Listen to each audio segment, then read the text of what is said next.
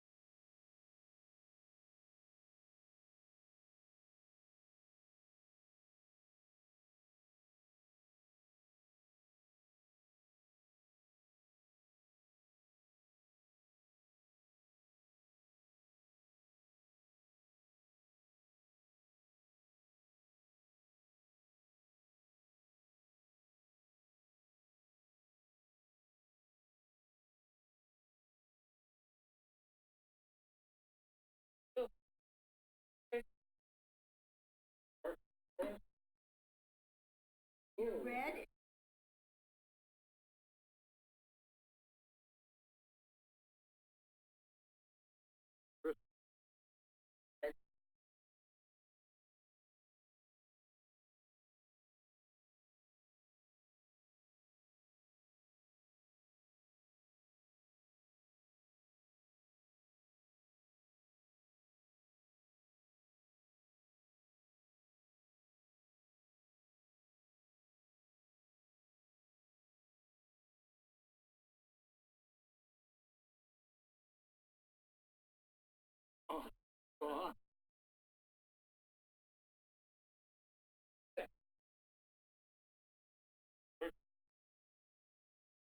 That's that time of year, you know. Yes, it is. Brother,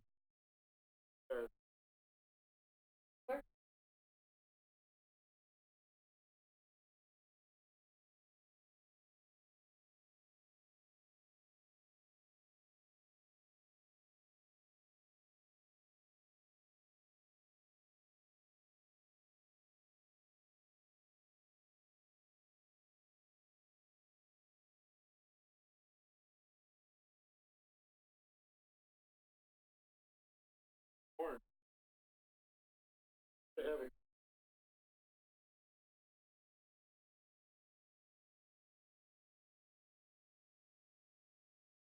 I never told her about that. Oh, that's I funny. learned. Yeah, yeah. right.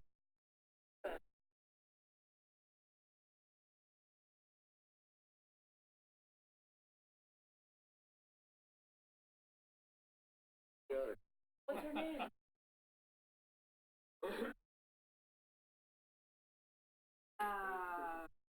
Yes.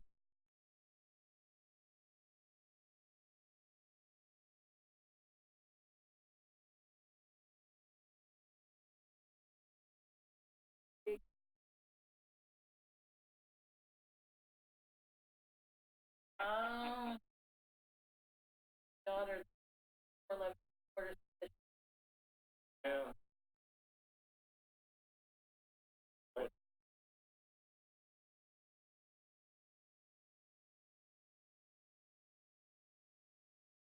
I would.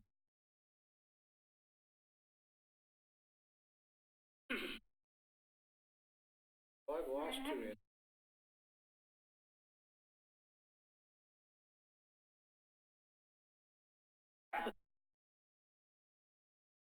And Yeah. of course,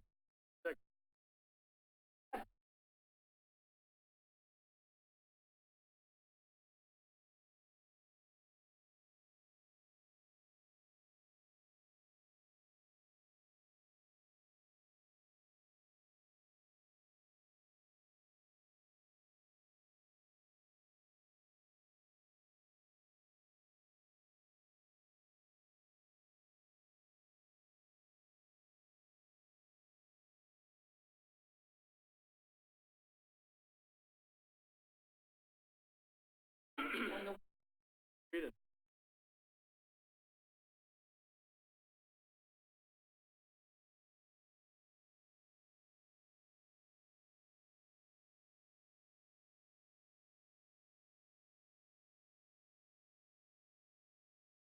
Hey.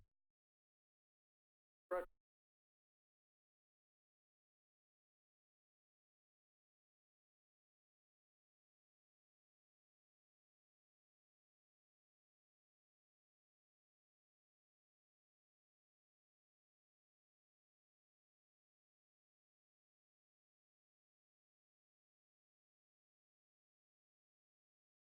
the stuff. Oh,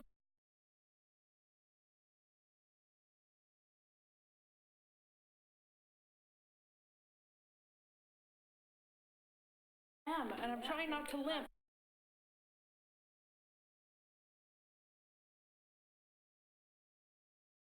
Guess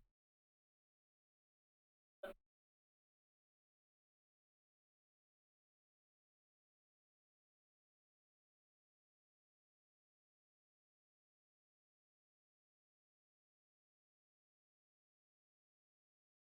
All right.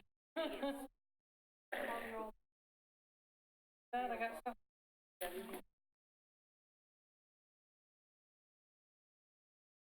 What?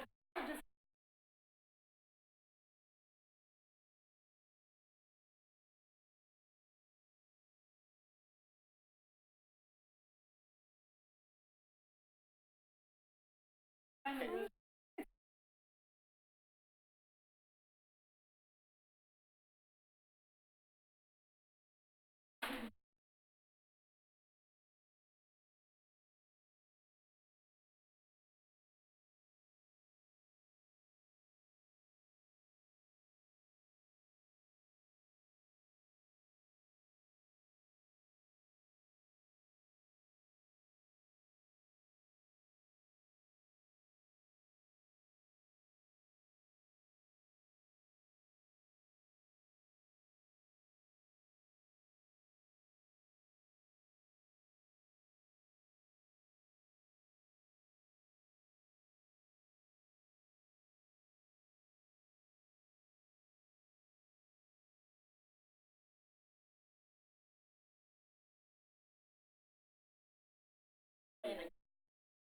locked out. We always have a problem. I didn't have any trouble.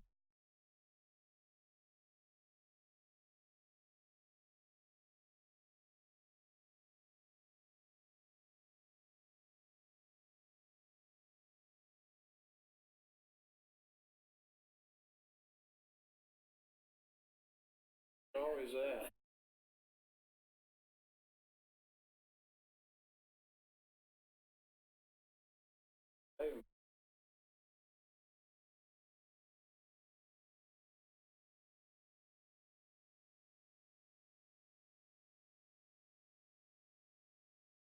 One of you, Sam?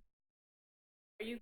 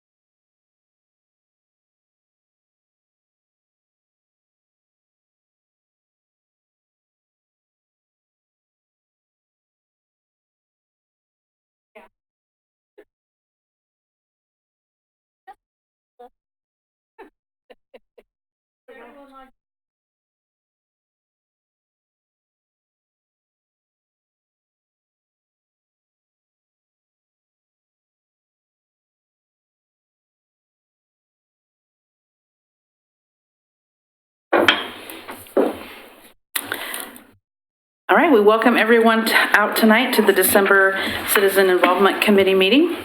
And we'll start off having Dennis do the roll call. Okay, December 2nd. Kanema's here. Two Rivers. Gaffney Lane. Here. Park Place. Here. Hillendale. Tower Vista. McLaughlin. Here. Yeah. Rivercrest.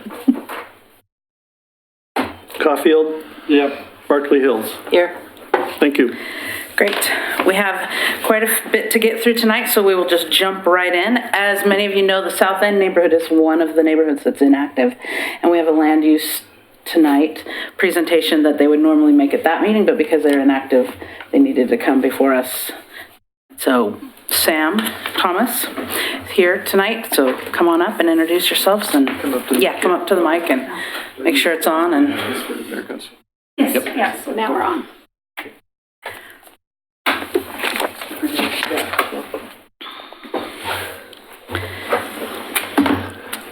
Good evening, members of the committee. is there mics on? I have to turn them on. I believe it. Yeah. There we go. My name is Sam Thomas. I'm with Lenity Architecture. I'm here tonight with Aaron Clark from Lenity Architecture as well, and Jeffrey Wellington, representing the property for the proposal in front of you tonight. This is a project, it's a memory care addition. It's located at 914 South End Road. The adjacent property is an existing memory care facility that has 38 beds. And this would be a 16-bed addition to that property. And I just wanted to give Jeffrey the opportunity to introduce himself and the project and the mission of the project as well. Thanks, Sam. Appreciate the opportunity to be here. I'm the owner of River Terrace. My background is I spent 14 years as a social worker and then almost 3 years as a nursing home administrator before partnering with my dad, Steve, who's a developer in Minneapolis, St. Paul area.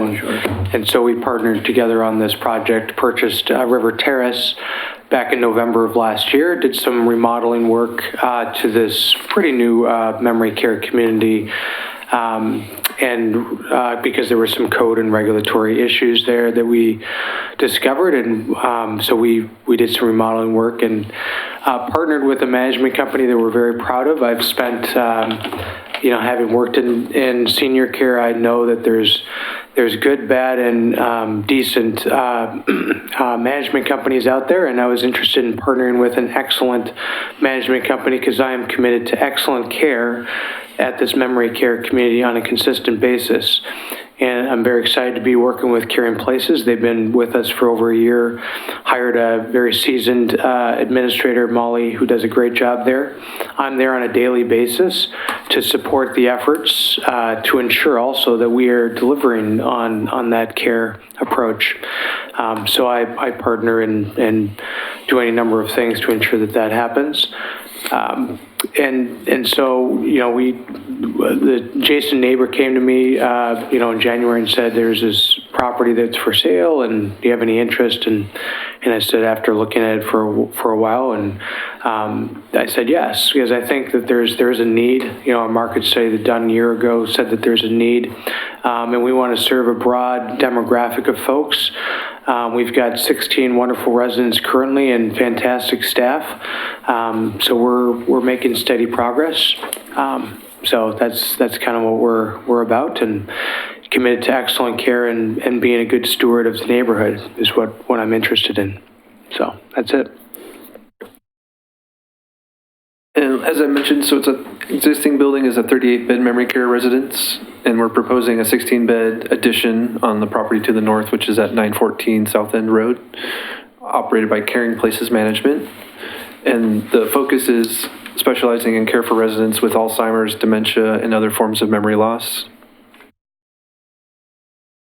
Just want to give you a sense of the type of resident that would be at this facility. Typically, it's a senior in their 80s. They have dementia, Alzheimer's, or other memory care issues that they're suffering from. They're in relatively good physical health. These the residents aren't bedridden or confined to, unable to move on their own. So that's the kind of typical memory care profile of a resident that would utilize this facility. In regards to the operations, so all meals are provided to the residents.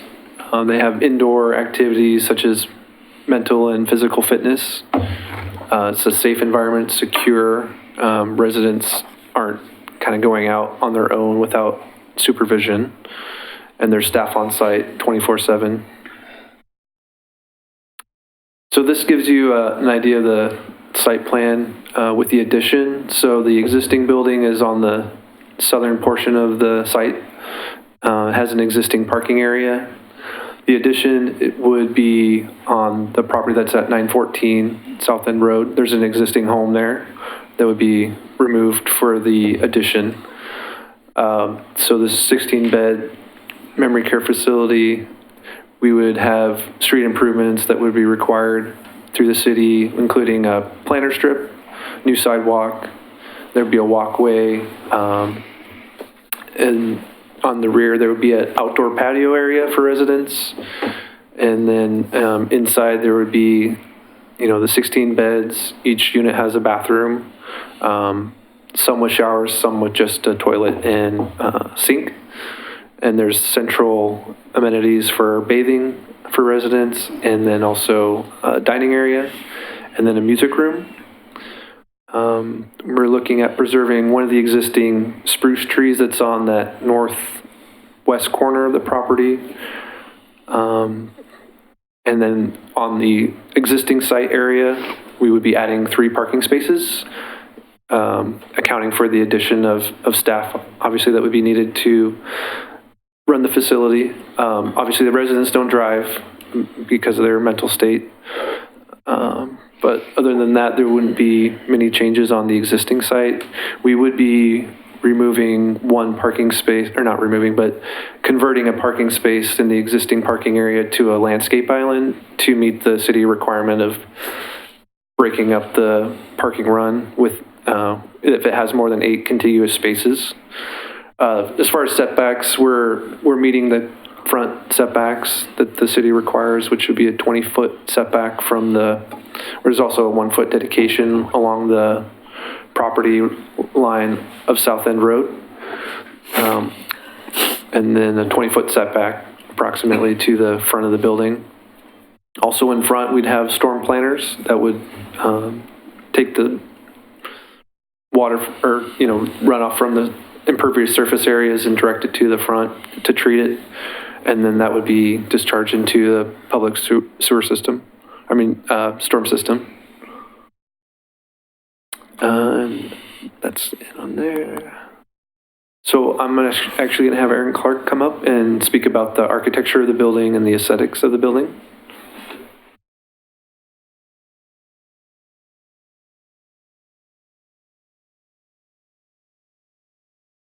Hi, I'm Aaron Clark with Lenity Architecture. Excited to be here. So the exterior design and palette. So I just want to take one point before we continue on. Is the existing building is a combination of 2 and 1 stories. You can see in the distance, you can see how the building steps down to 1 stories in certain corners. And what we've done with this building addition is to make sure that we're compatible with the neighboring adjacent buildings, and the fact that the single-family homes to the right it's a single-story building. So we used a very residential kind of vernacular in the gable forms, and the hip roofs have very residential feeling. It's actually a mansard roof. There will be mechanical units and so forth on the roof behind there, but that'll be screened by the mansard roof.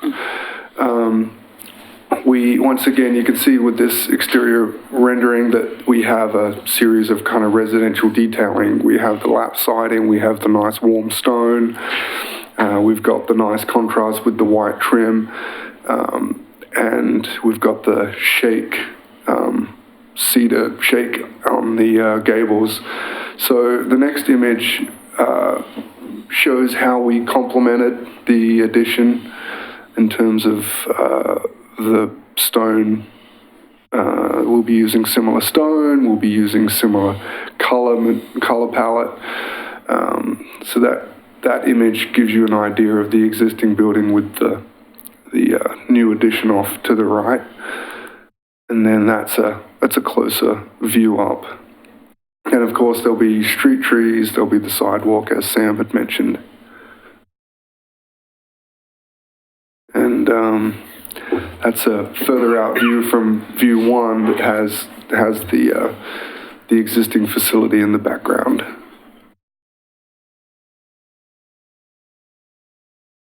And that's a view heading south. And that's a view of the patio at the rear. But essentially, very residential in feel, very kind of warm color palette to match the neighborhood. So with that, I will open it up for questions. And I'll let Sam come up and answer the questions. And he can answer the questions. No. Yeah. I have a couple questions that you can probably answer, Jeffrey. Have you interacted directly with any of the neighbors? Have you had any run-ins with them or any problems with them? No, I've actually spent a lot of time talking to the neighbors. When I first began this project and closed on it, I spoke to probably 30 neighbors around. And more recently, I'm outside doing landscaping, and I've casually talked to a variety of neighbors who walk by. And the adjacent neighbors, I've informed them of kind of the plan, and just to clue them in a little bit and answer any questions that they've had. They haven't addressed any concerns with me or raised any concerns with me at this point. Okay. Are there any trees? You show the 1 tree remaining. Are there any other trees that are coming down that are currently there? Yeah, there's the ones we had kind of surveyed. I'll go back. Well, they don't show up on here, but there's 2 pretty good sized cedar trees kind of right on the south property line. I think they're around the 30 to 40 inch DBH size for the trunks. And then I think there's also a juniper or another tree on that where the kind of where we're showing the break area. Let's see if I can kind of around here. And then there's the two cedars are approximately here. They're kind of right along the fence line. Yep. So with the building of that size, that they would be in the construction area, wouldn't be able to be preserved, but the one we think we can preserve would be, I think it's a 20-inch spruce.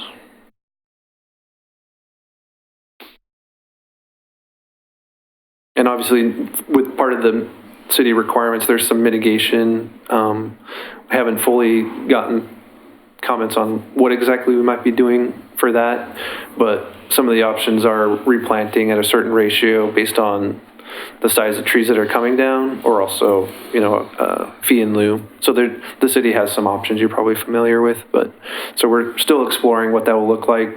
We do have kind of a conceptual landscape plan, but not quite at the stage to share yet. But the idea would be to landscape it in kind with what the existing area looks like. One last question, Jeffrey. We have, I notice a lot of other jurisdictions, not necessarily Oregon City, have a problem with memory care and patients getting loose. I don't know a better way to word that. Yeah. Residents wandering. So I have not heard of any in this area. I'm just wondering how so are you saying you currently only have 16 residents, so you're not to capacity Correct. yet? So what kinds of things do you have in place for? Well, certainly that would be a major concern of ours, having a resident that we're responsible for eloping. So there's a lot of regulations about that. So in the existing community, there's an interior access point where you have to code in and out, and residents don't know the code. So you have to code in and out. And then there's an outside exit point as well. Beyond the fact that we are very well staffed. So, staff would be monitoring residents, on a frequent basis. There's an exterior courtyard that's nice. Being able to go outside is important for any one of us, and that has a gate that's also coded. That gate that the outside metal gate is 7 feet tall. So hopefully we don't have a pole vaulter who comes on board. If that's the case, then we're in trouble. But I agree. Elopement is a major thing that we are all aware of. This wing there's not going to be it's going to be attached to the existing community. So, that would, I think, help with that. But certainly, that safety component is we don't want people wandering around, and that wouldn't be a good thing. Could you kind of give a rundown of staff? What their positions are and how many are on at night? Yeah, so I would say the general ratio is kind of 7 or 8 to 1 on a day shift, and I'm just talking about caregivers. Mm-hmm. So you have caregivers, med aides, you're going to have an activities person, business office manager, maintenance person, kitchen personnel administrator. So in terms of direct care staff, and we also have a nurse as well on staff. We have it's generally 7 to 1, 7 or 8 to 1 in terms of 7 or 8 residents to 1 staff member. On an evening shift, so like 2 to 10, it's about 9 to 10 to 1, and then on a night shift, it's going to be like 17 or 18 to 1. You're always going to have 2 or 3 staff members on a night shift, because what happens if there's some sort of fire? Then how do we deal with evacuation issues? So So yeah, no, it's going to be staff, and we're currently fully staffed, which is nice. It's not an easy feat because as someone who's managed these places, it's not easy. So it's a continual process of, ensuring that you have the right staff, training staff members on a continual basis, and keeping at it. But I agree, like a night shift, that's a spot where you're more likely to be, a little more at risk. We do have managers who are at our community on 7 days a week. It's not just managers Monday through Friday, so we have managers who are coming in on both Saturdays and Sundays to help with, just making sure that things are working properly. Thank you. Any other questions? Okay, great. We will make sure and get you the document that you need for your application. Okay, great. Shows Just that the you were confirmation here. of having this. Yeah. Great. Okay. All right. Thank you very much.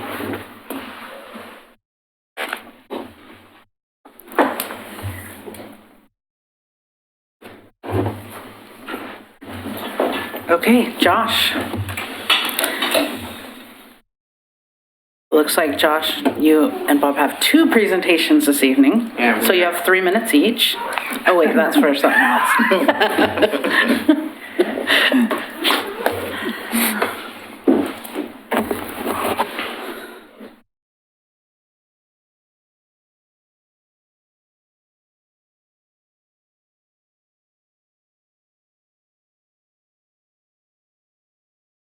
All right. Good evening, everyone. My name is Josh Wheeler. I'm the Assistant City Engineer for the city, and this is... Bob Balgos, Project Engineer for the city. And we're kind of tag teaming tonight, a double presentation, so I'll just give a little intro, then Bob will do his about a 10-minute or so presentation. You can ask any questions about his right after that, and then I'll go into my presentation, and then any questions after that for me.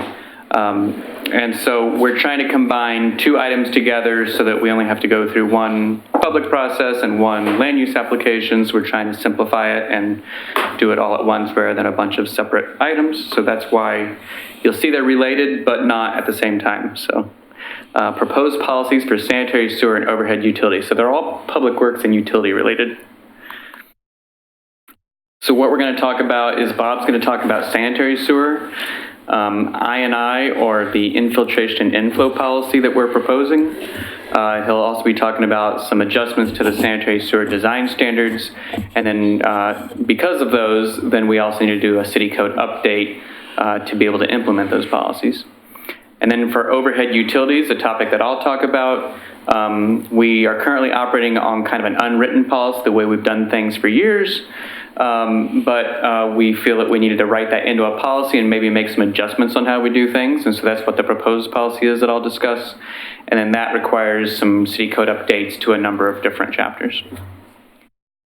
The whole reason we're doing this tonight is 1, it's part of the public outreach process, but 2, we wanted to get some advice from the CIC on, and you'll see this at the end of each presentation, your initial opinion of those policies. Do you think it's a good idea? Do you like what you hear? Do you think it's way off in left field? That kind of general question.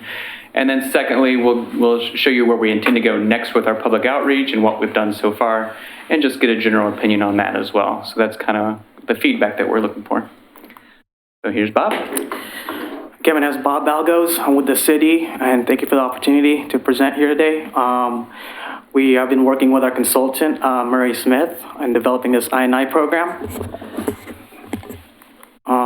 Tonight, we're going to be talking about a few things: the inflow and infiltration, the definition of it, the 5-year recommended capital improvement project, and the policy. And at the very end, we can go with questions. So overall, the definition of inflow and infiltration in simple terms, inflow is in green here. Simple terms, it just means surface runoff that's going into the sanitary system. The city has separate systems with storm and sanitary. Any surface water should go to the storm sewer. But we have areas in the city where some catch basins are connected to the sanitary sewer, and those are called cross connections. In blue are infiltration sources, and this is, in simple terms, groundwater entering the sanitary sewer system. And this can be reached or conveyed inside the system through multiple things, where a foundation drain is connected to the lateral. It could be a broken lateral based on root intrusions. And also, as you may know, the city of Oregon City is one of the oldest cities, so we have some aging infrastructure here. So there's manholes deteriorating and broken pipes. So any groundwater that's going to the sanitary sewer is what we're trying to prevent here and fix. So here's just a picture of a camera looking into the pipe. As you see in your left there, you'll see water seeping through the joint, and that's the groundwater that's going into our sanitary system. So it's clean water getting into our system that's ultimately going down to our treatment center to be treated, which should not be the case. And what you see there on the lower, where the water flow is, that's what we want to see. And so how did we determine which areas in the city have a lot of I&I sources? So we went through a series of smoke testing throughout the city. So this is just a graphic of how smoke testing is done. Two sides from the upstream and downstream manhole are plugged with sandbags or plug, and then in the center manhole, the blower machine injects smoke. And if there's any smoke that comes out from anywhere in the area, that is a strong indicator that there's a leakage going into our system. Or cross connections, if it comes out of a catch basin.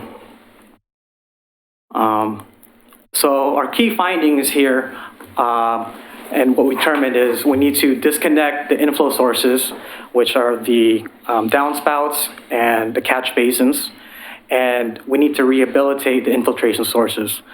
That's through a leaking system. And what we found out in this analysis is that the leakiest areas in this city are the oldest areas, which are the Rivercrest and McLaughlin areas. So into this 5-year CIP project list is kind of a rundown on the budget and costs. The inflow disconnections, it's about $600,000. We might disregard that because that's going to be on the homeowner. You'll see in the next couple slides. We also have areas where catch basins where they're cross-connected to sanitary lack a storm system in the area. So in the second bullet item, there's the storm extensions. So when we disconnect those catch basins, we want to put them into its correct system, which is the storm system.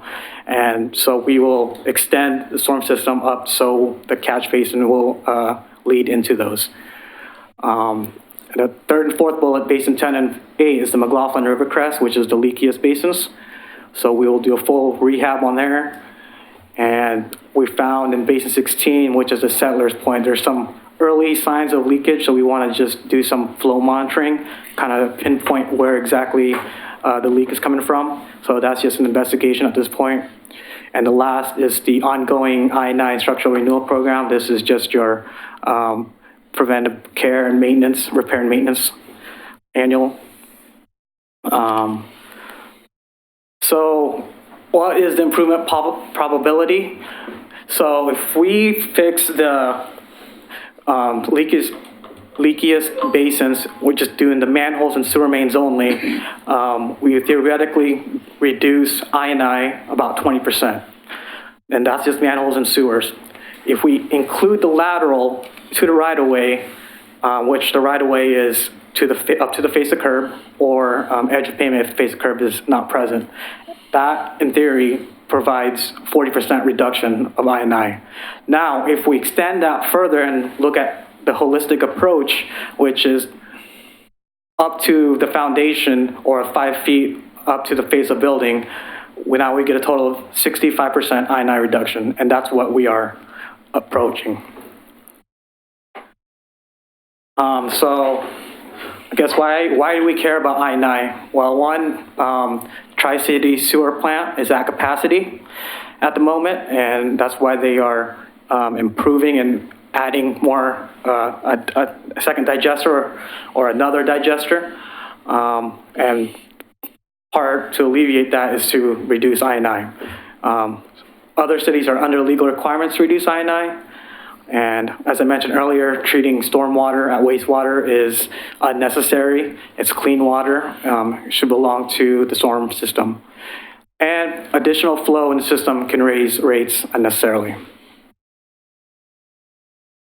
So here is just the codes that we have currently in place. And this is section 2.16 in the sewer design standards. First point is building sewers are installed, maintained by property owners. Second is no roof, surface, foundation, or stormwater drain lines shall be connected to the public sewer.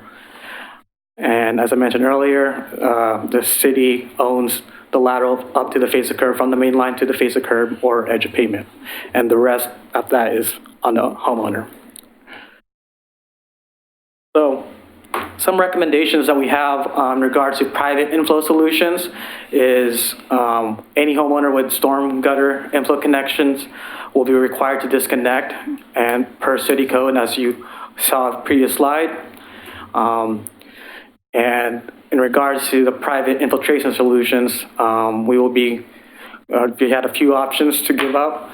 And this is the private side of the lateral, where the city and homeowners share costs of the private side lateral of repairing. That's if we find the lateral defective. And just to keep in mind, the cost that it will cost is about $1,200. It's going to be about $1,200. And the average cost, really, if it was one party owning the whole cost, is about $4,000. So for the homeowner, it's going to be just $1,200. And the option 2 would be homeowner funding the whole private side lateral. So as far as outreach has gone so far, the efforts have been made in a city commission work session back in June. We presented a draft policy there.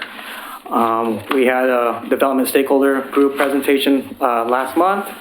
And in the near future, I think sometime early next year, we'll have individual presentations to the two basins, which is the Rivercrest and McLaughlin neighborhood associations. And also this policy is going to require a code change and requires planning commission and city commission hearings through a legislative process.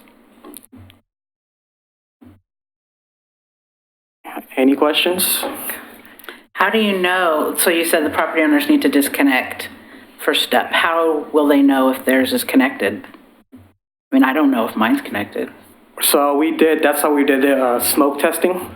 And so through that smoke testing, we had a log on which homeowners had downspouts smoke came out from.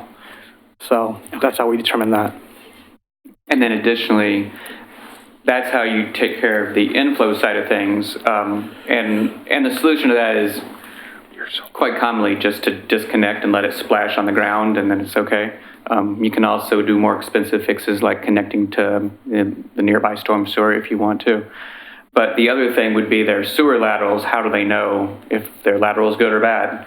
That's going to be part of a programmatic approach where we get the rights to be on the property and televise the line, and then go in and see what it looks like. And if it's looking good, like, oh, don't need to mess with that one. If it's looking bad, then that's when we'll be sending a letter saying, here are your options. You can just take care of it yourself, or if you want to partner with us, $1,200, and we'll just take care of everything. And it's a lot. We think that's the best option, because that way we can do one big project all at once where we do everything all at once. But some people just, don't necessarily want you on their property. And so we're giving people other options. But the ultimate goal is to fix the problem and not get under a legal situation that some of the other cities are already under. So if you're going to do a scope, are you just going to do that? I mean, you have to get permission? Do you have to just give notice? What if you don't get permission? I mean, how does that work? We've been talking to our legal team about that of, do we need the right to televise a sewer? We know we need the right to be on the property to do construction. And so we would, if that were the case, we would reach out and we would partner and we would get a letter signed and all those sorts of things. For the scoping, we're still talking about legally, can we just scope it? Because it's a free scope for anyone. We're not charging for the scope. Yeah, we're seeing if that's just a simple way to do it. Linda? Did you do all neighborhoods or just McLaughlin and Rivercrest? And So we did smoke testing in all the neighborhoods, and what we found out in our studies that for the best bang for our buck, these two neighborhoods are the leakiest. We want to fix first, because about 50% of the I&I is coming through those two basins alone, two neighborhoods alone.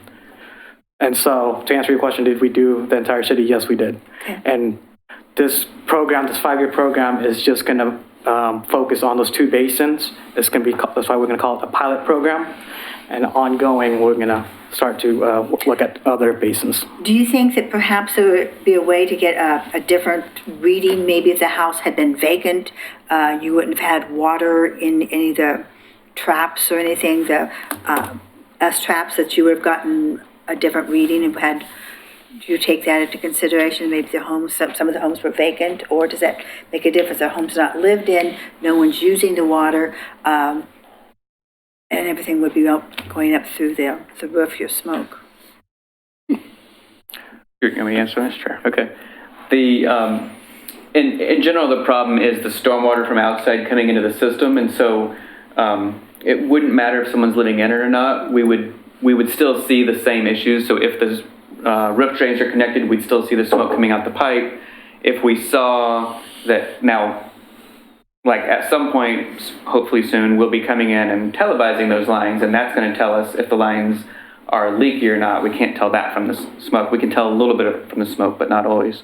So their usage of the house doesn't affect our knowledge of what's happening in the system overall. Yeah, because not only do we use smoke testing, we also use some flow monitoring where you put meters in the sewers, and that also helped us determine that Rivercrest and McLaughlin have a higher intensity of this problem than the other neighborhoods. That's why we're starting there first, even though the hope is to do the whole city over a number of years. Will the cost stay the same as you? That's the expectation at this point. At this point, it would be a policy that is adopted by the city commission, as well as code changes that allow us to implement that policy. And so it would all be in code and policy that the only way to change that would be a revision to the policy. So, I mean, in theory, if prices skyrocket, we could maybe in 5 years after we've done Rivercrest McLaughlin, because it'll probably take 2, 3, 4, 5 years to complete this. Once we get that and we see the results are good and we see that, we've made a difference, and decide, yep, we should continue through the rest of the city, then we'll have to assess at that time, should we change the fee? And then we'd have to bring that to the city commission to raise the fee. Bob? How do you establish priorities for repairs? So, in general, the two major things that we're looking at, well, three major things that we're looking at are, on the private side, we're looking at, are the roof drains connected? And then secondly, are the laterals in poor condition? On the public side, we're really looking at, are the catch basins connected to the wrong sewer, the sanitary? And so, because we have a sanitary master plan as well as a stormwater master plan forthcoming, we intend on taking care of the public ourselves, because it's our requirement anyway. The project may happen as soon as this coming summer. The others, we prioritize it just based on, we have a need, there's money in the budget, and so we know that McLaughlin and Rivercrest are the worst areas, and so therefore that's where we're going to start. The solution's fairly simple. It's fixing the sewer lateral. And we're going to do it as one big neighborhood, so we'll be televising the entire Rivercrest, entire McLaughlin neighborhood. We'll probably do, I don't know if we're gonna do them all at once or one each, and then do the next project the next year. But ultimately, we'll go in and we'll see what all the fixes are and then talk to each homeowner. And hopefully, in some cases, people have some brand new sewers of recent day, and we'll be like, nope, yours is fine, don't worry about it. So, but does that kind of answer your question?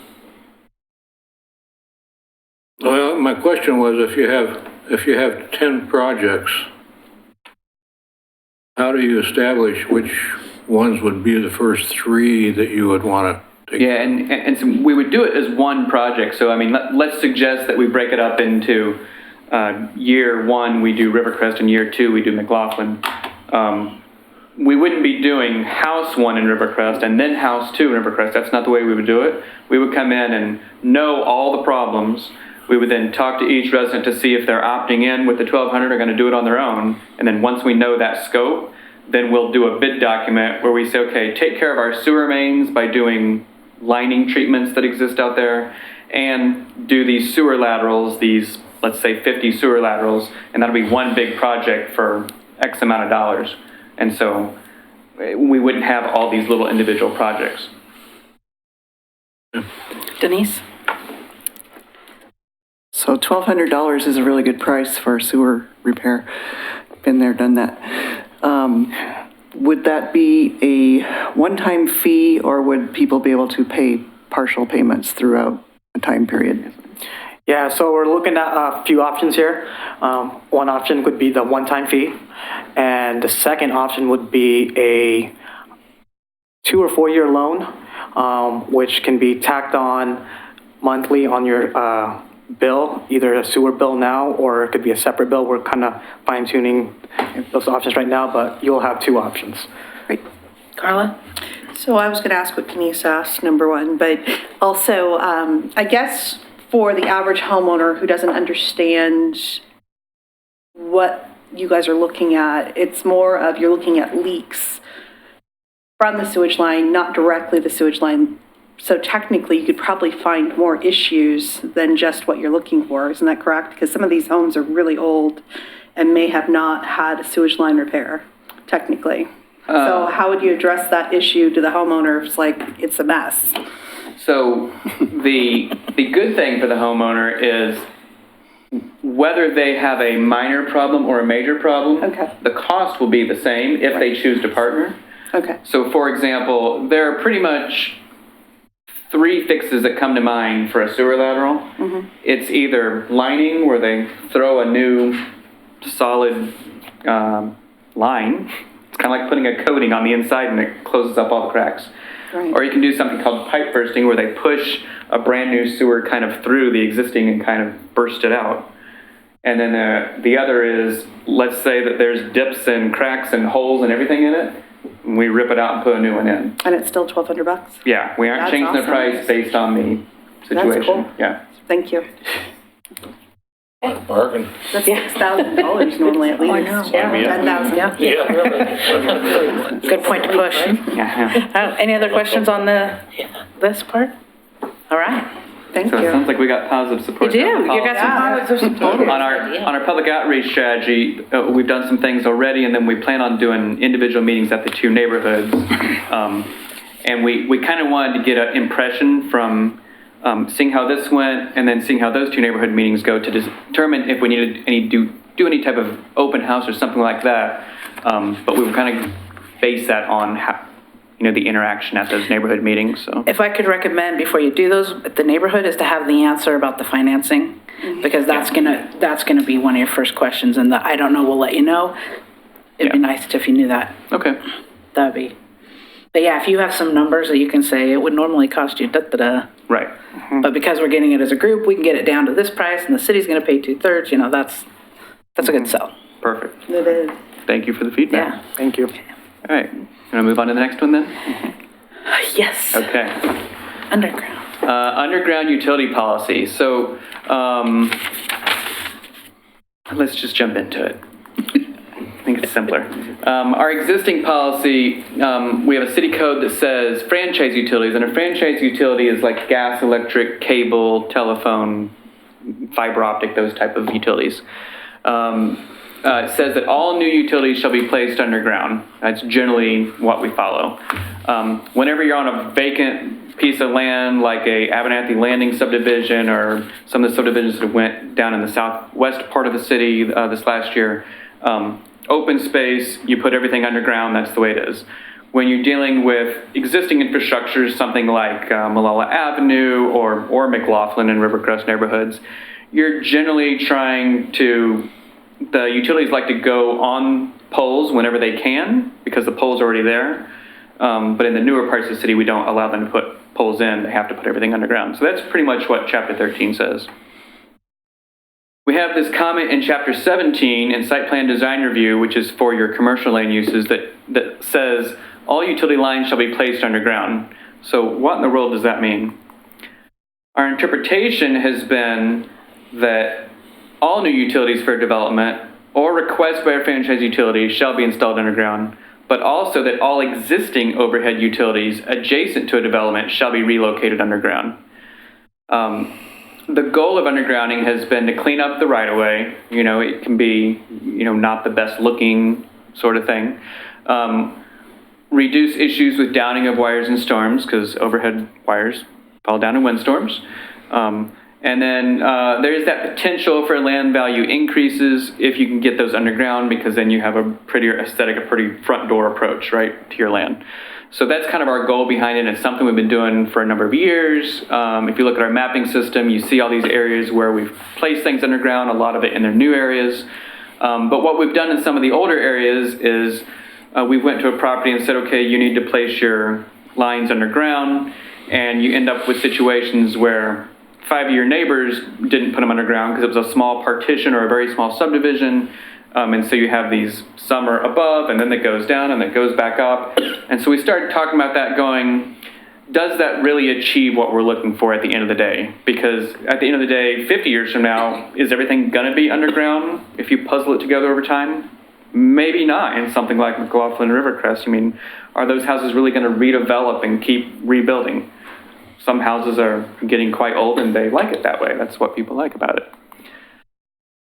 But issues we have with the utilities are when we do request things to go from existing overhead to underground, it's very costly. It's becoming more and more costly by the utilities. The developers, it's 100% their cost.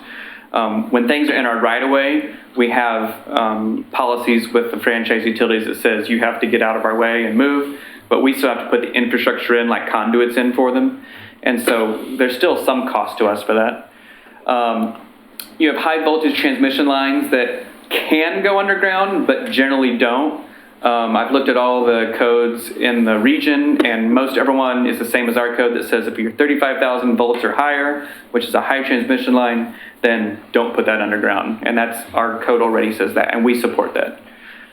There's the proportionality argument for those that are familiar with land use, that if you're making someone put something underground for a small 2-lot partition, is that really proportional? That question has come up a handful of times, and so we have to look at that and try and answer that question. And unfortunately, there's not really a calculation for that, and so how do you actually determine proportionality? It ends up being a subjective answer that, for those that know land use better, subjective is not the best word to use in land use. You want to be as clear and objective as possible. Undergrounding utilities can also cause major project delays. We saw a project this past year that was done with everything by May. Their lines did not get pushed underground until about, I think it was August or September, and so they actually finished their project in October.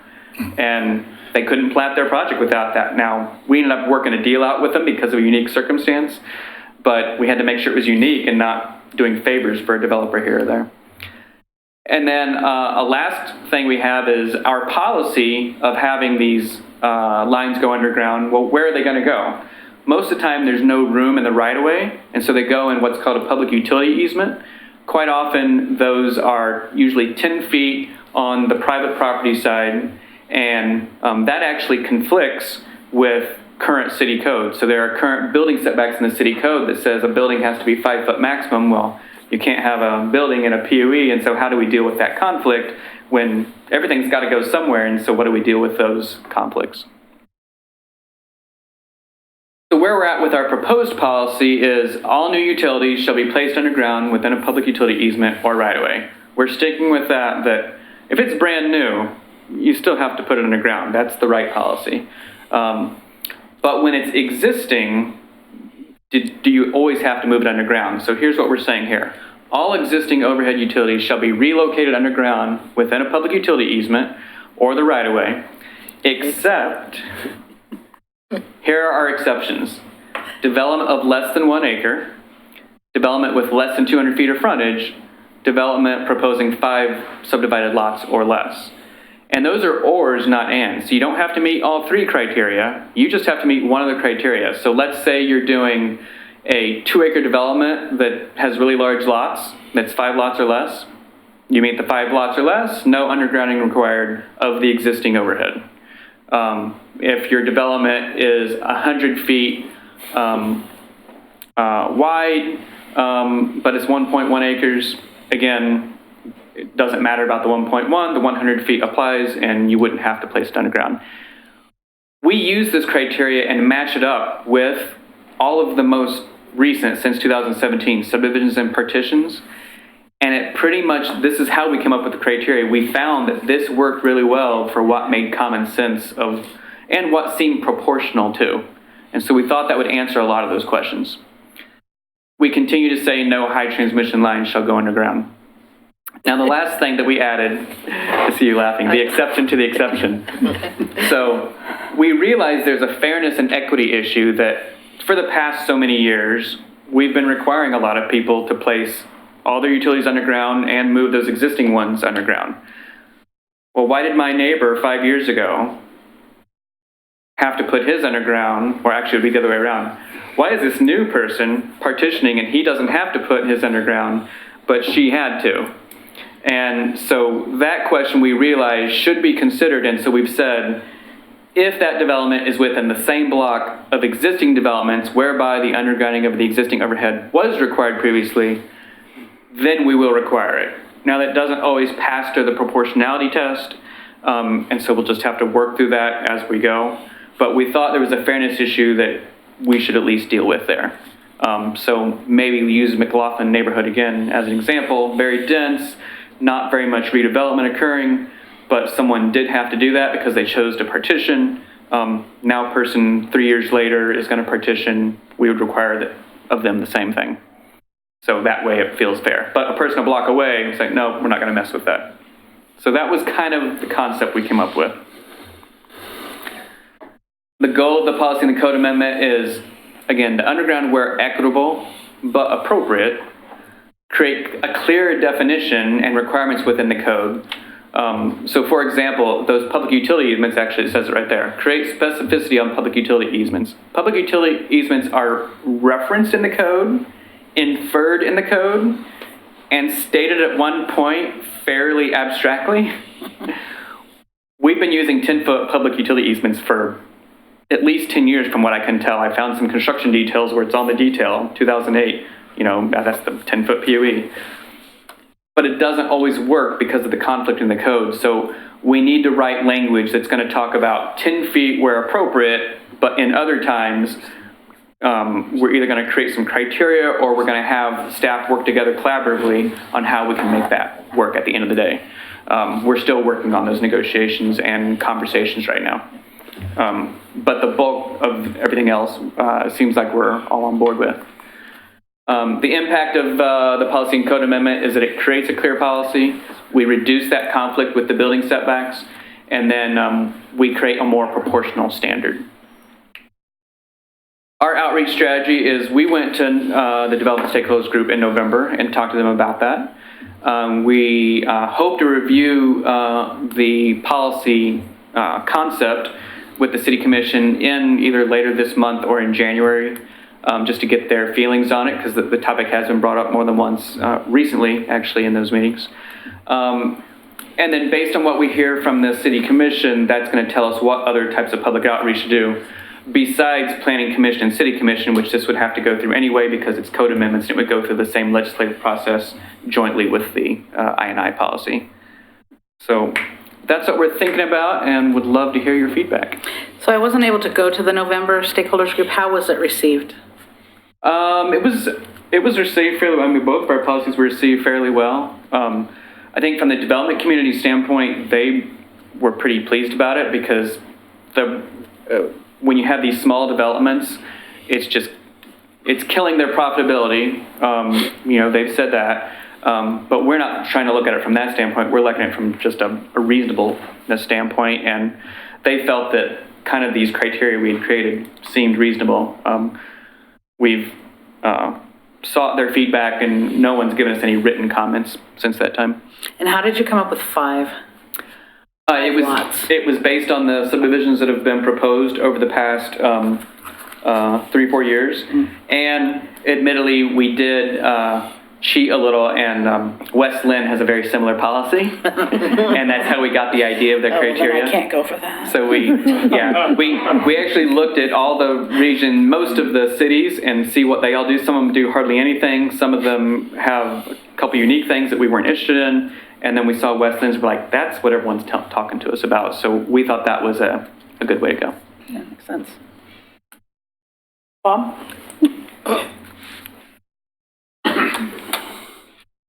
Oh dear. How will you ensure that all the planners and anybody in staff that the builder or homeowner or whoever would come in contact with are fully aware of the exception to the exception rule? Because I've seen some real horror stories across the counter because it seemed like not everybody was on the same page. Yeah. So we've been having ongoing conversations, engineering and planning, for about 6 months or more now. While this whole process ultimately has to go through a land use application, we don't intend to make the application until staff is 100% on the same page and making sure that everything we've written we all agree with, the process, the policy, everything about it. And so it's going to be up to the directors and the managers of those departments to relay that to all the staff and make sure that they're on the same board. We'll probably have a sit down where we all talk together as staff members and make sure everyone understands. We're also trying to, we don't have great documentation on what happened a lot of different places. And so what we're really going to have to do is look at properties from a block to block standpoint and go, has anything happened on those in recent years? And it's going to take a little more research when you get those pre-applications in. But I think that's kind of the way we're going to have to do it because there's no good system that has tracked that over time. Yeah. Any other questions about this? Good job. We like proactive. And so overall, everyone thinks that this is a good concept that we're coming up with. And Yeah. Okay, good to hear. Thank you. Yeah, thank you guys. Thank you guys.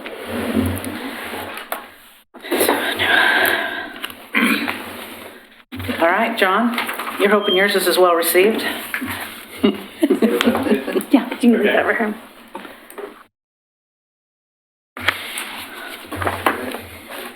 Very happy to have John here this evening to talk to us about the Malala Avenue streetscape update that's very close to home to Gaffney and... You ever heard of Malala Avenue before? Once or twice. Once or twice. Yeah, so I hope this is well received. We're planning to spend a few $1 million on Malala Avenue. And when I say Malala Avenue and the Malala Avenue Streetscape Project, we're generally talking from Beaver Creek Road to Highway 213. There's a little bit of exception to that, but that's generally the area that we're talking about. And most of the improvements happen on the west side, or what I think of as the residential side of Malala Avenue versus the commercial side, which is where the shopping center and Fred Meyer are at. But there are improvements on both sides of the street. So we just have been, we've definitely I hit Caulfield, I hit Gaffney. I haven't had a chance to hit any of the other neighborhoods with this, but we wanted to just kind of keep it on the road show so that, because there's some the timeline for this is getting pretty short, and we're starting to see action that you'll see in the field. You may have already seen some action in the field, so, because we've done some surveying, obviously, we've done some potholing. There was quite a bit of potholing that happened the last couple of weeks, and some other things will be coming up pretty soon here. So just appreciate the opportunity to be able to talk to you folks, and if you'd like us to show up at your neighborhood meeting to give more information, I'm happy to do that as well, or send somebody who could probably do a better job with it than I can. So everyone in Oregon City uses Molalla Avenue, and so over the years, Molalla Avenue hasn't really changed much. For the most part, it's been Molalla Avenue the way it sits today for a very, very long time. And this project here is going to change Molalla Avenue in a pretty big way. And whenever you propose change in any community, but especially in Oregon City, there's usually some community concerns, and we've heard quite a few of those. So we are going to we feel like we've made some good headway on dealing with a lot of those community concerns. We'll continue to do those. We've heard some great comments, and some of which are going to be hard to use. There's comments that are on either side of the table. Some want it wider, some want it narrower, some want bike lanes, some don't want bike lanes. We got lots of feedback, put it that way. But many of that, or a lot of that feedback, we're actually able to add components into the project that I think will address a lot of those comments. And so anyway, these are just a few of those.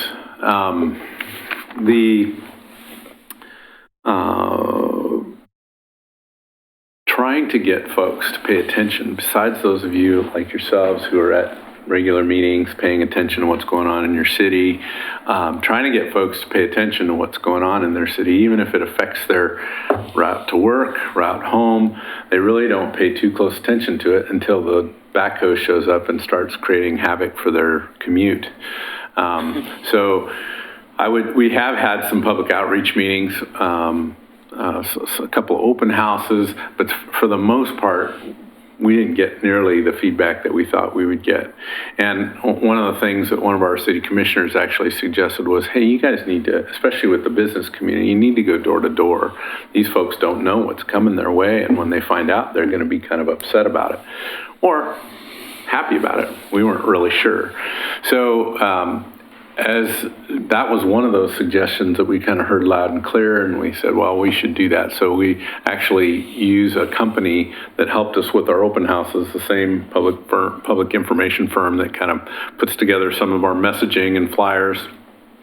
And we hired them for some additional time to go ahead and go out and actually stop into businesses during their workday and make sure they had contact information for the project manager and knew that the project was coming. If they had any questions that the firm could answer, obviously if it got too detailed into the design, the suggestion would have been made to go ahead and contact the project manager.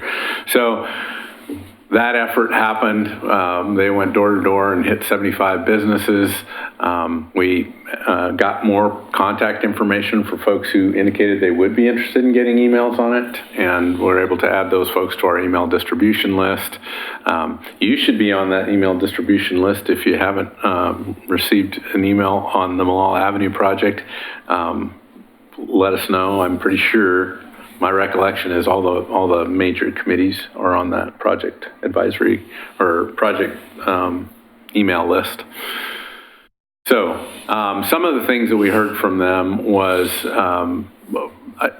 basically positive because we're spending several $1 million in a corridor that they use. Obviously, they're concerned about construction impacts. That's usually the concern for businesses. But they had some other things, just wanting, they're really recognizing that it's an outdated boulevard that needs safety improvements, and looking for, there was one business in particular, Southridge Center, who kind of indicated that they have struggled with cut-through traffic, speeding cut-through traffic moving through the Southridge Center. And so when we talked to them, they said, oh, well, we were thinking of putting speed bumps in the parking lot there to slow traffic. And so we said, well, here's what we're planning to do. And they think that they're going to wait on those speed bumps until the project's done to see if they really continue to need that kind of mechanism to slow traffic through their facility.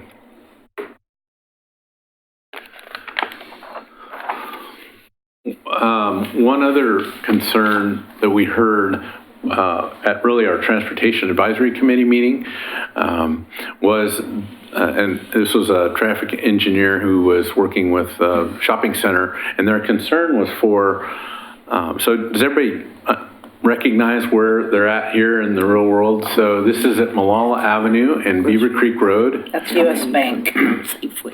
Yes, that's US Bank. And there's the gas station. I won't point because I know you can't see my pointer, but so this arrow is basically if you were headed southbound on Malala Avenue and wanting to make a right turn onto Beaver Creek Road. And the concern has come up because one of the proposals, now I said most of our work, and I said there was a couple exceptions to that, but most of our work is from Beaver Creek Road to 213. But this area is one exception of that, in that in looking at the traffic numbers for Malala Avenue, what the traffic engineers are telling us is they see a lot of traffic that's just cutting through on Malala Avenue and going further south, right? They're really not stopping in the corridor. They're really using it to get from somewhere in Oregon City to somewhere on Highway 213. And we know we're going to need to divert some of that traffic during construction, because and I'll talk a fair amount about construction impacts a little bit later, but one of the recommendations that they made was, right now, if you're headed southbound on Malala Avenue and you come to Beaver Creek Road, there's one left turn lane that you can get into, or two through lanes that you can get into. And one of those through lanes, you can make a right turn as well. And they said, based on that trip traffic and based on the larger facility being Beaver Creek Road, their suggestion was we convert one of those through lanes to a turn lane, another left turn lane. So if you came upon this Beaver Creek crossing here, instead of having two through lanes, you'd only have one through lane and two left turn lanes. So based on that recommendation, we're incorporating that signal reconfiguration and striping reconfiguration in the project. And when we shared that at the Transportation Advisory Committee meeting and with the property owners in the area, one of the pieces of feedback that we got from the shopping center was concern that that through lane would be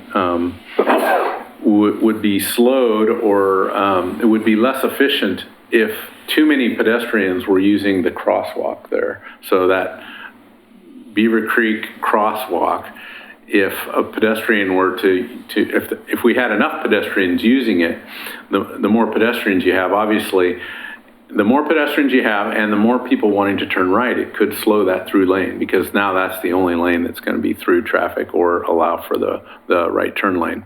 So we looked pretty hard at that particular concern as well, because when we heard that, we thought, well, that may be true. The consultant told us it wasn't true, but we questioned that a bit, and we said, well, tell us it's really not true. Look specifically at that problem. So they have, and they've shared a supplementary report with the team, which we've shared with the property owner and their engineer as well. But the reality of it is there is some impact, or there could be some impact depending on how much pedestrian activity you have there. But it's de minimis. It's not the kind of thing that would change their opinion of whether or not you should put the two left turn lanes in there. So we thought that was one pretty big piece of feedback that we really wanted to address. Pedestrian crossings have been pretty interesting and discussed a fair amount. We've got 3 mid-block pedestrian crossings. So aside from the signalized crossings, we've got 3 mid-block crossings. So I'm going to go through each one of those real quickly and share with you some of the thoughts that we've had. This is one of the locations where we're adding a median. And so along a lot of this corridor, we are trying to control access and limit access a little bit more, so that right now it's pretty much open for all kinds of turning movements, right? You can turn from just about anywhere to get to just about anywhere. The finished product will include some medians that will be will prevent mostly left turns. And the one big one is, and I call it the big one because it gets the most traffic, is the left turn into, so this location, it's not very prescriptive unless you know the addresses, but this is the shopping center. Black Rock Coffee sits about where the pedestrian signal is. Wells Fargo Bank is sitting over here. So this median, and I know you can't follow that, but maybe Christina, can you use your cursor to kind of just go over what I'm going on so that they know what I'm doing? Just showing that median right there. So that median right there, obviously, if you're headed southbound on Malala Avenue and want to turn left into there, you would be prohibited from doing that. And that helps a lot. The other movement that you won't be able to do would be able to come out of the intersection and make a left turn out, right? So you'll have to, if you use this location, you'll only be allowed to go right.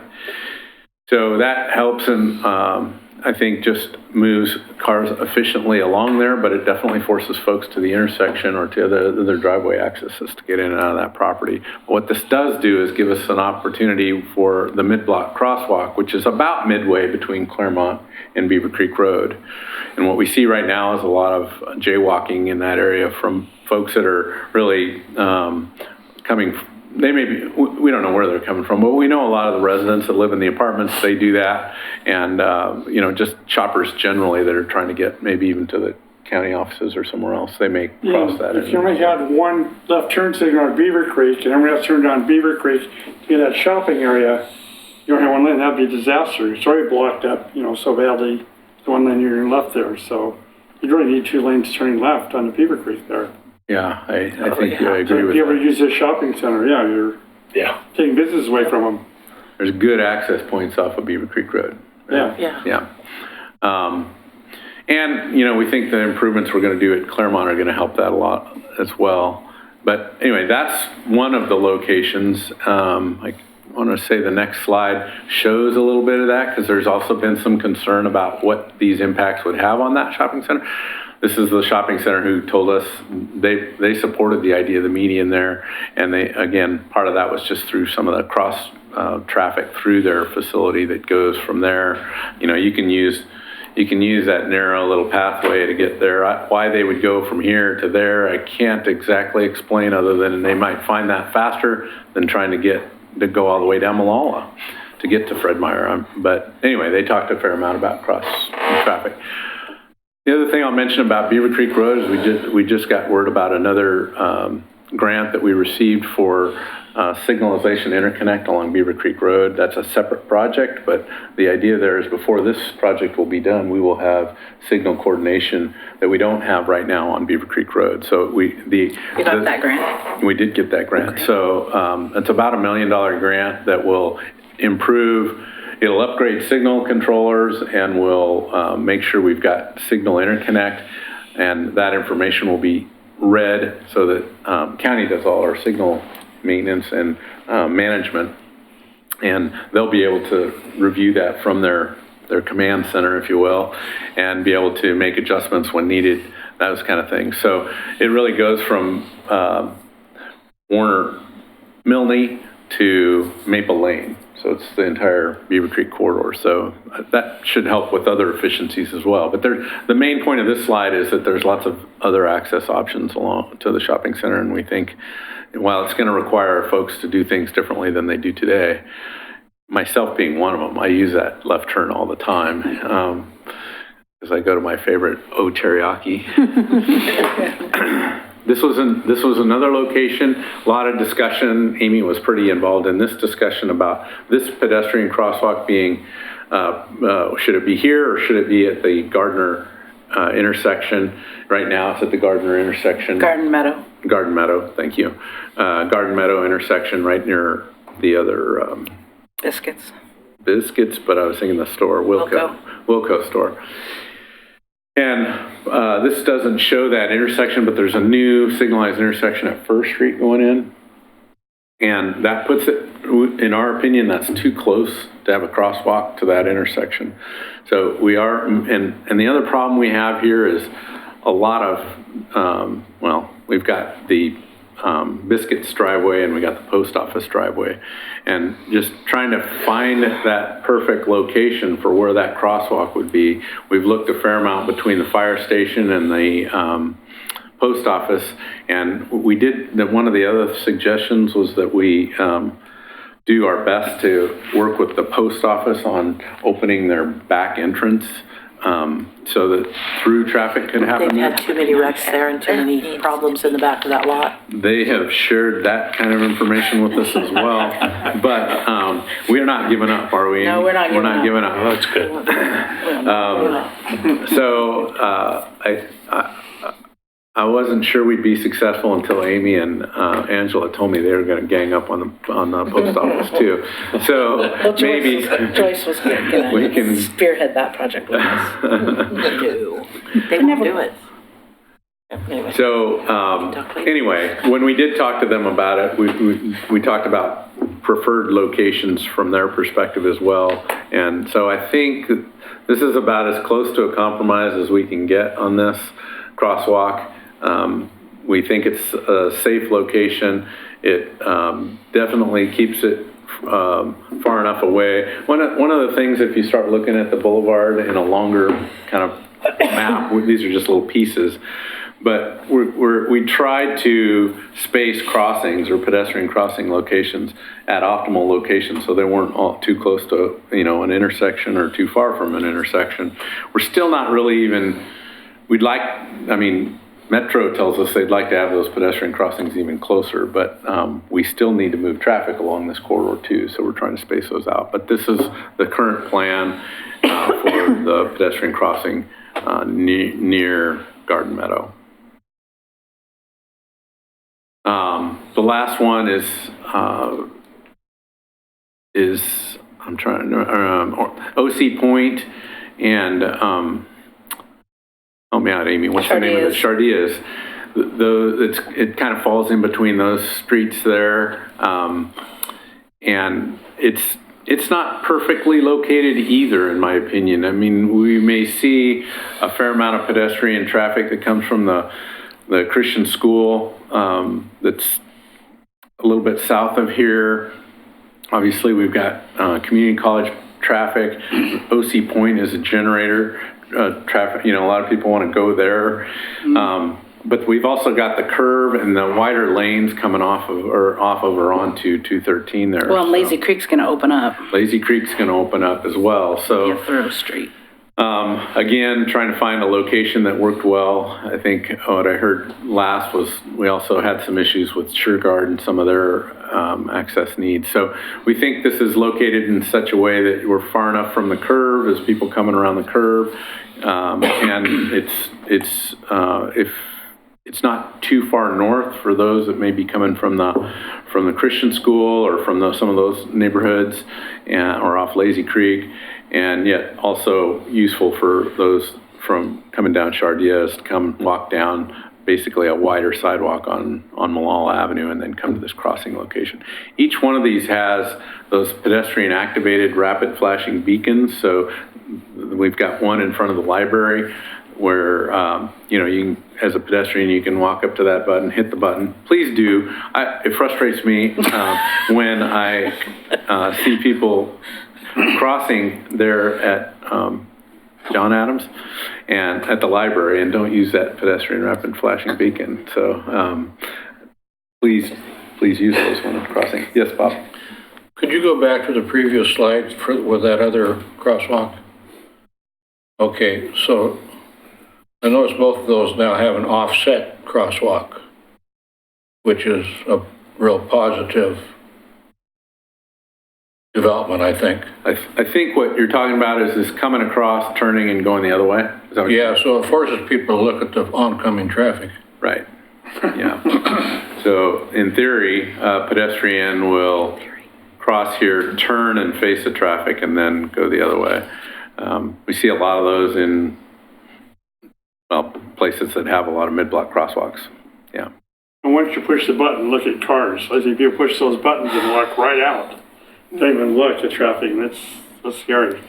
Yeah, they're pretty bright flashers, and in this graphic, I'm not sure why the pedestrian signs are shown offset. It's mostly because we had that crossing moved further south before, so I think they just haven't changed the drawing. But yeah, there's no guarantees when it comes to a boulevard like Malala Avenue and even a signalized crossing. We've seen problems with that at Pearl. John, have you seen the little plaques that you can put on right by where you push that says get eye contact with the drivers? I don't know if you've Look, seen I think there's a couple of eyeballs or something like that. I have seen those. I don't know if it'll help, but. And your card is up. Did you have something else? So I have a 15-year-old that goes to high school. So I think the 2 left lanes going is a great idea because I get backed up there at certain points. But I'm a little bit nervous about the high schoolers using 2 left lanes. So is there going to be like a little bit more markings that are clear for them? Because I'm kind of nervous about the high schoolers going through that intersection personally. My recollect, and this is, I always hate to rely on my recollect, but my recollect is that, yeah, we've got the white skip lines shown through the intersection. That'd be cool. Yeah, that'd be great. I'm going to write that down, though, because I might forget. Yeah, especially because they don't know where exactly to keep going. There's less high schoolers driving. Like when I was 16, I got my driver's license the first day possible, but there's less of that now. But the idea is it is still pretty scary because I take a left there to take my high schooler to the high school, and there's a lot of. And then the other thing is the road work. When are you guys planning on doing it? Like starting in the summer, hopefully? That's a super good question. I'll get there because I have a slide. I want to get to it. So the other thing, how am I doing on time? You're past your 15 minutes by 5 minutes already. Sorry. You heard it. Cross Street banner. I got to get moving He's here. going to skip that because Gaffney doesn't want that, so he's going to skip that. Okay. One other thing, though, right See, before, now. all the Had to high get my dig in schoolers there. really like Black Rock, really like it. So like the ones coming from, the old part of Oregon City going in, they really like taking that left into Black Rock. So is there another way to get there that's the high schoolers like? At the back. They got It'll be it at the back. The best way would be to use the intersections. but yeah. Okay. So Amy brought it up. So we do have, we applied for a grant and got opportunity for a cross street banner.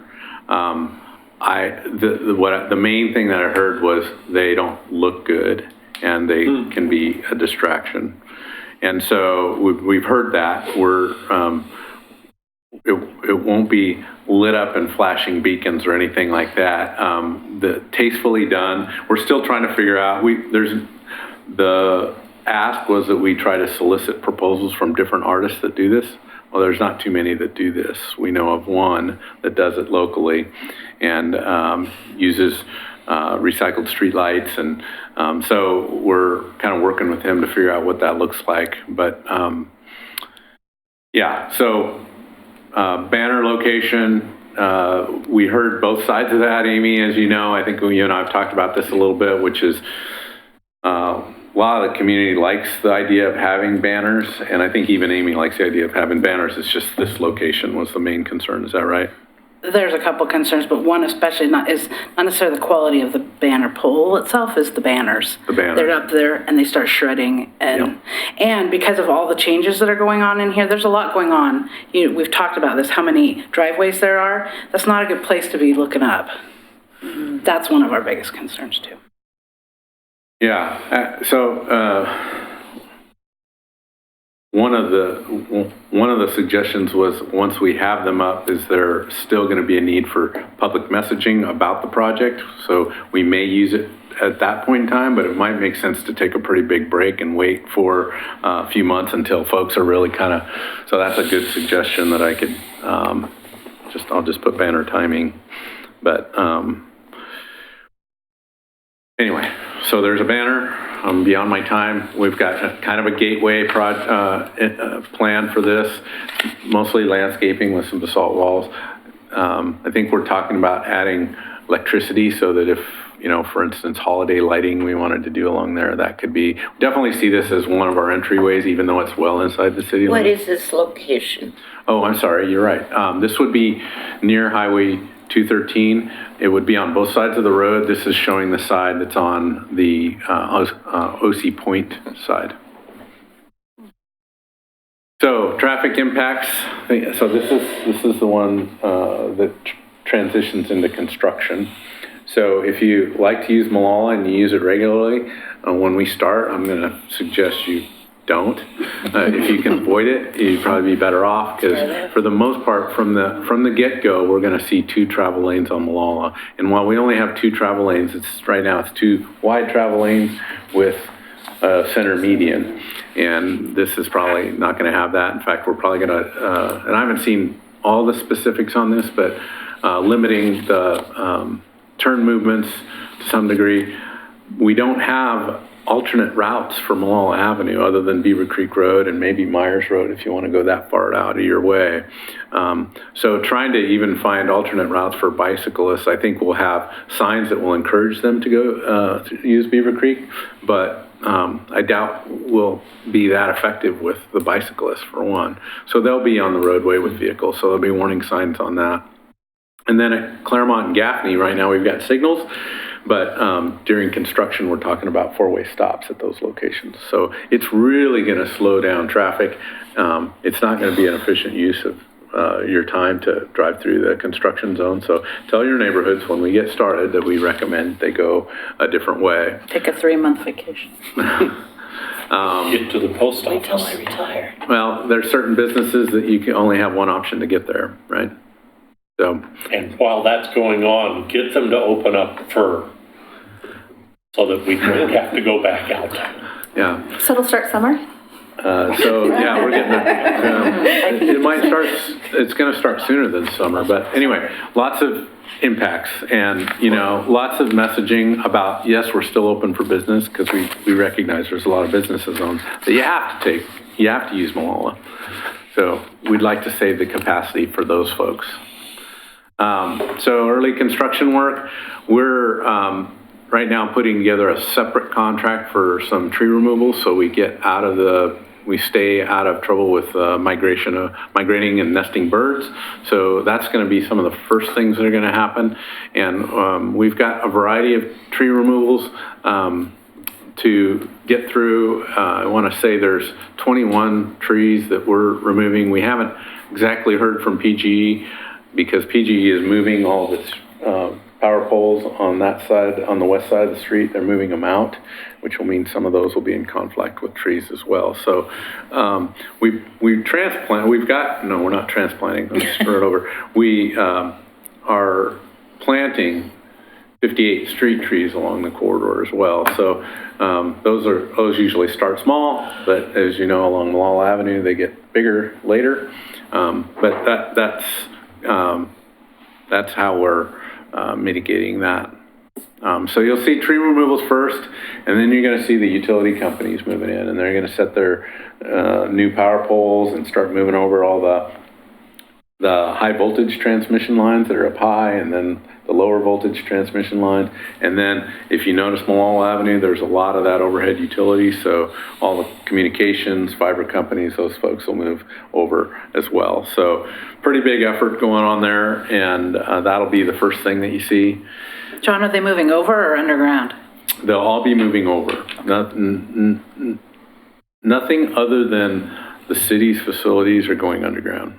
Okay. So we will have a lot of underground utilities in that corridor as well, but they'll be related to signals and fiber and irrigation, those kind of things. So we've pretty much talked about the schedule. We expect to be out to bid for the construction in March, and construction begins late spring. And we're right now, just due to the scope of the work and all the various trades that need to go in there, so keep in mind, aside from sidewalks and all the great benefits, one of the major things that we have to do that's going to be most impactful is that is an old ODOT highway, and it's done a really good job of holding up traffic. But when you think about the kind of loading and the amount of traffic that's on that with buses and trucks and those kind of things, the pavement section that includes the base rock and the pavement is about 19 inches. So that entire roadway, from one end to the other, is planned to be fully excavated down 19 inches, re-rocked in and repaved. So we're going to have to do that in phases as we get that. But trying to do all that and get it paved in this 2020, we're like, I don't even think we'll be ready for that and at this time next year, and we're already too late in the season for paving this time. So we think we're gonna be into spring of next year. There may be a little gap in there and it'll look fairly temporary, but that's kind of the challenge that we have, is probably not a long enough winter to get it all, or long enough summer to get it all done. Okay. I have a question. That's it. Okay, Rita? Something that I don't understand is Morelos going south, and we get down to Beaver Creek Road, and there's an extra lane, but there isn't an extra lane to go straight through. And it seems to me that if that lane's going to be there, it should say something like right turn only, because as soon as you get across Beaver Creek Road, you've got two cars trying to get in front of you to go south. That's going away. That's going away. And another thing, you talked about a median, and I noticed it more on McLaughlin. I wish that there would be a policy to paint yellow around where you have to go around the median, because sometimes when the weather is bad, you really, I know the area left now, but somebody that hasn't driven it all the time, I don't see that done. I think of the same thing as I pull out of Kaiser onto Sunnyside Road. It's kind of hard to see where the road is. Right. Let me see. That's a good point. And That's then, a good point, Frida. That's a good point. I think typically they try to cover that with better lane striping, so that they stripe the lane edge as opposed to the median, because it's typically a yellow stripe there, and if the curb is painted yellow, depending on the conditions, you may think I'm that talking about across the nose. to cross the street, here's the median, and I'm pulling out to go onto Sunnyside, say at Kaiser. So you're coming out of the driveway onto the roadway and you have those things, and Sunnyside area is really bad, because I've had the same problem. Yeah. Sunnyside's terrible with those. It's terrible. You just can't see where they're at. Okay, yeah. I noted median. Should go do a road trip. Yeah, Sunnyside. Check that. That's the problem area, right? Yeah. So it's Not a good example. Yeah, problem. But it's the same sort of thing at an intersection any place. Well, yeah, how many people have high centered there in front of Sherry's on McLaughlin? One of the things to go get coffee going that direction on Malala. I'm sorry, what's that? There's no place that you can turn to get coffee. Oh. No, there that isn't. direction. There isn't. Because you Isn't that can't Coffee turn. Rush? Can't turn to. Coffee Rush by Papa Murphy's? Turn right. You're just gonna have to. I don't drink coffee, so it's not. Either, yeah. Because you can't get to any place where there is from here. Burgerville. I don't know. Okay, any other questions? Is there any kind of a crosswalk light besides the kind that we've put in on by the library? Is there any other way that, if you push a light that says walk, does all the traffic stop? Or just cross traffic? So at the signals, you'll get a regular signalized intersection crossing, but at these mid-block crosswalks, right now, the industry standard is these rapid flashing beacons, and they have definitely become the industry standard, and they're amber lights. So they're not a red flashing light that says you shall stop. They're an amber light that says caution, look for peds.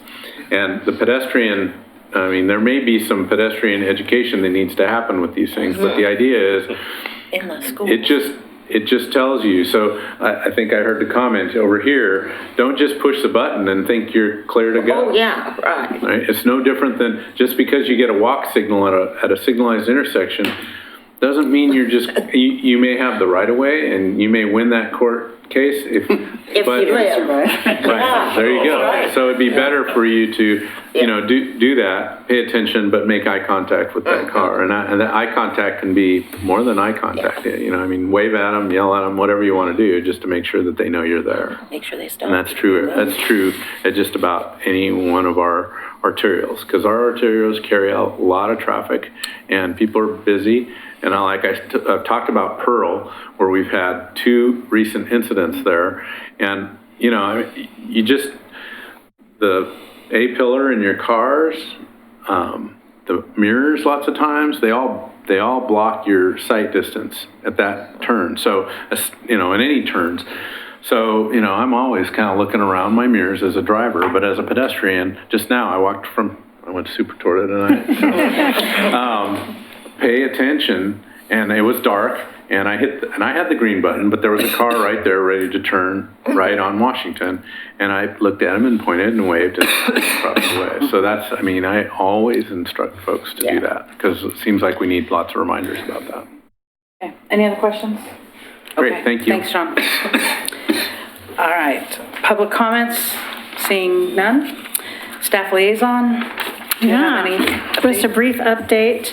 The October presentation is available as a link. As of last week, on the 25th, we have 4 neighborhood associations that have turned in your CIC names. So if you have not done it, please do it. Send those to Katie Riggs as soon as your neighborhood association has approved those names. Get those going. Berkeley Hills, Caulfield, Kenema, Rivercrest are not on that list. So get going. I also I try to do this every December. You all could be spending Monday night watching Dancing with the Stars. Football. Come here for football.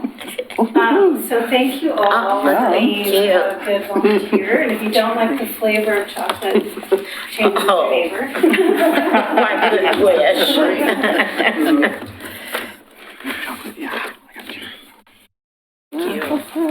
Thank you. Thank you, Christina. Thank you. It's nice of you. I'm gonna have some candy and a Cheeto, but you go there. Kristen, would you hand me an agenda? Oh, sure. I looked back there and didn't see anything. Okay, as far as staff, this time, if you could make sure a letter is sent to Lenity to their, Yeah, and we'll have the agenda that they came and a link to the meeting minutes, and that works. okay, yeah, if you could just make sure they got that. Yeah, we'll do that. Okay. All right, any other?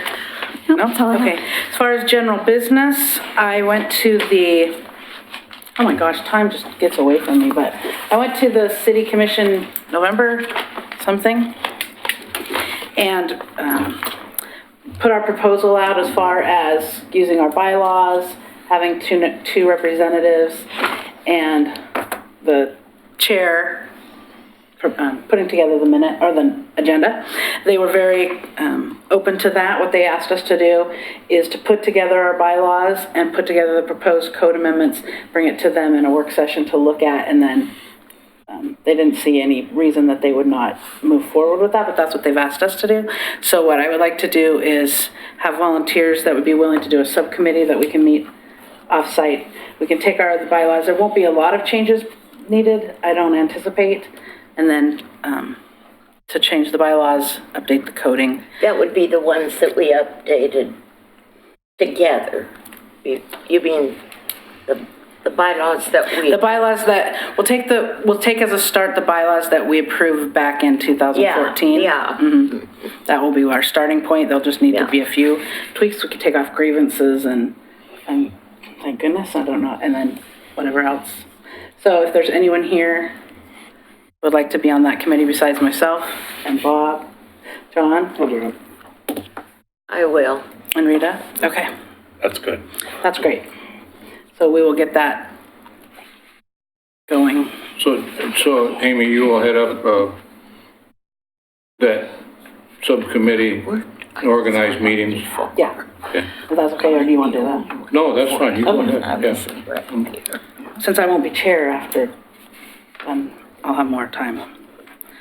But we'll probably need to meet with, I don't know if we need each meeting with staff or just, because as far as making sure. I can just attend whatever the meeting is, just send me. Because we could probably have it there at the planning. Yeah, I can get a meeting. That way we can make sure. So I have Rita, Bob LaSalle, John Keys, and Amy? Yep. Okay.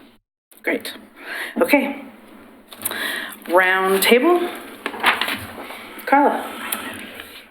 Wait, I challenged you last time to actually have something to share, so think about it if you didn't, besides just, we had our meeting and here's what we did. A concern or something that you've accomplished, something that you can brag about, or something that your neighborhood's concerned about that maybe we can jump on board with. I can share about what happened at our last meeting. Do you want to share our concern that's mutual, or I'll let Janice do that because she... So first off, I'll go through the meeting real quick, and then I'll have Janice share both our concerns. So we had a meeting. We had Christina from our drinking water department come in and talk about water quality. It was pretty good. We had not many people, slow meeting. We had to do an election based on we had enough people to vote, but it was pretty scarce. So I made a point, I recorded it so I could share with residents that actually are curious, which I have a regular resident that I share the recording with, that, if someone comes up interested in the CIC or someone that's interested in being secretary or treasurer that we could, entertain that in the future. So, but other than that, we had also Pete Walker come in, just sharing, he mainly it was just kind of reintroducing himself to the neighborhood. And that was pretty much it. It was pretty quiet, so. And then did you want to share? Yeah, Carla and I went to the opening of the Veterans Facility. Mm-hmm. That was interesting. One of our concerns is we need our crosswalk at Barkley Hills, because it's really dangerous there. Really, really, really bad. Have you gone to the Transportation Advisory Committee with that? Okay. They just keep, I had to fight to get information about the Veterans Facility for Janice and I to go. Nobody was invited from the city. Yeah, which we were kind of nobody was there.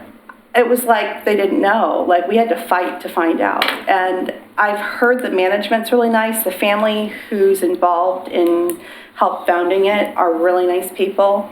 And what they're hoping for in the future is that possibly the community would be involved in wanting to teach classes there for the people there, to kind of maybe book club.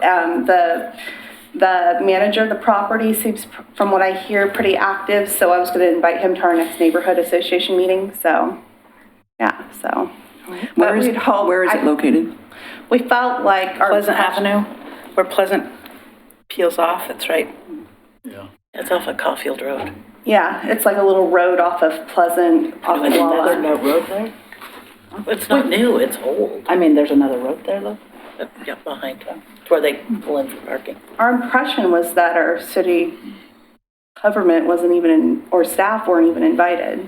Like, it was what our impression was, which we were hoping that they'd include our city more. It seemed more like the county, and then it felt like, well, what about our city? Because our city's responsible, and it would have been nice for that city to be invited, so. Yeah, they pretty much patted themselves on the back and said, look what we've done. Look what we've done. So, look what we've done. And it would have been nice, an opportunity for our city to be included, so that's our opinion. Now it's in our lap. Right. Okay, well, sorry. Keep us posted. Maybe there's something that we can help bridge. Yeah, that's what we've been trying. Yeah, so that's where I talk about it at our next steering meeting next week, so. Right.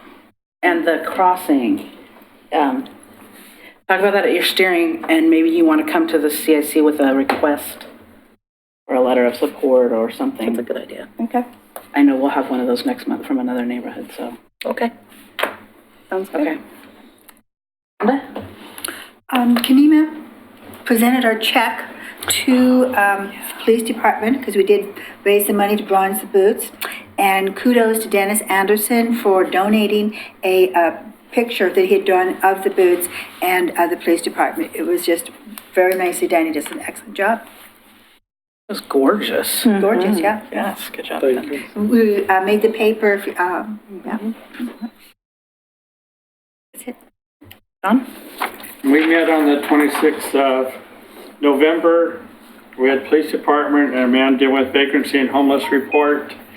I want to make you know the Ninth Circuit Court passed a ruling, whatever, that the homeless can stay on public property, and that we have this problem right now, and until we used to not allow it, but that court, or so until something changes there, you might know that, so that's a mess. We had a guy doing a presentation on the second home, kind of homeless high school kids. They go house to house, whatever, and trying to get them situated in a house with a sponsor.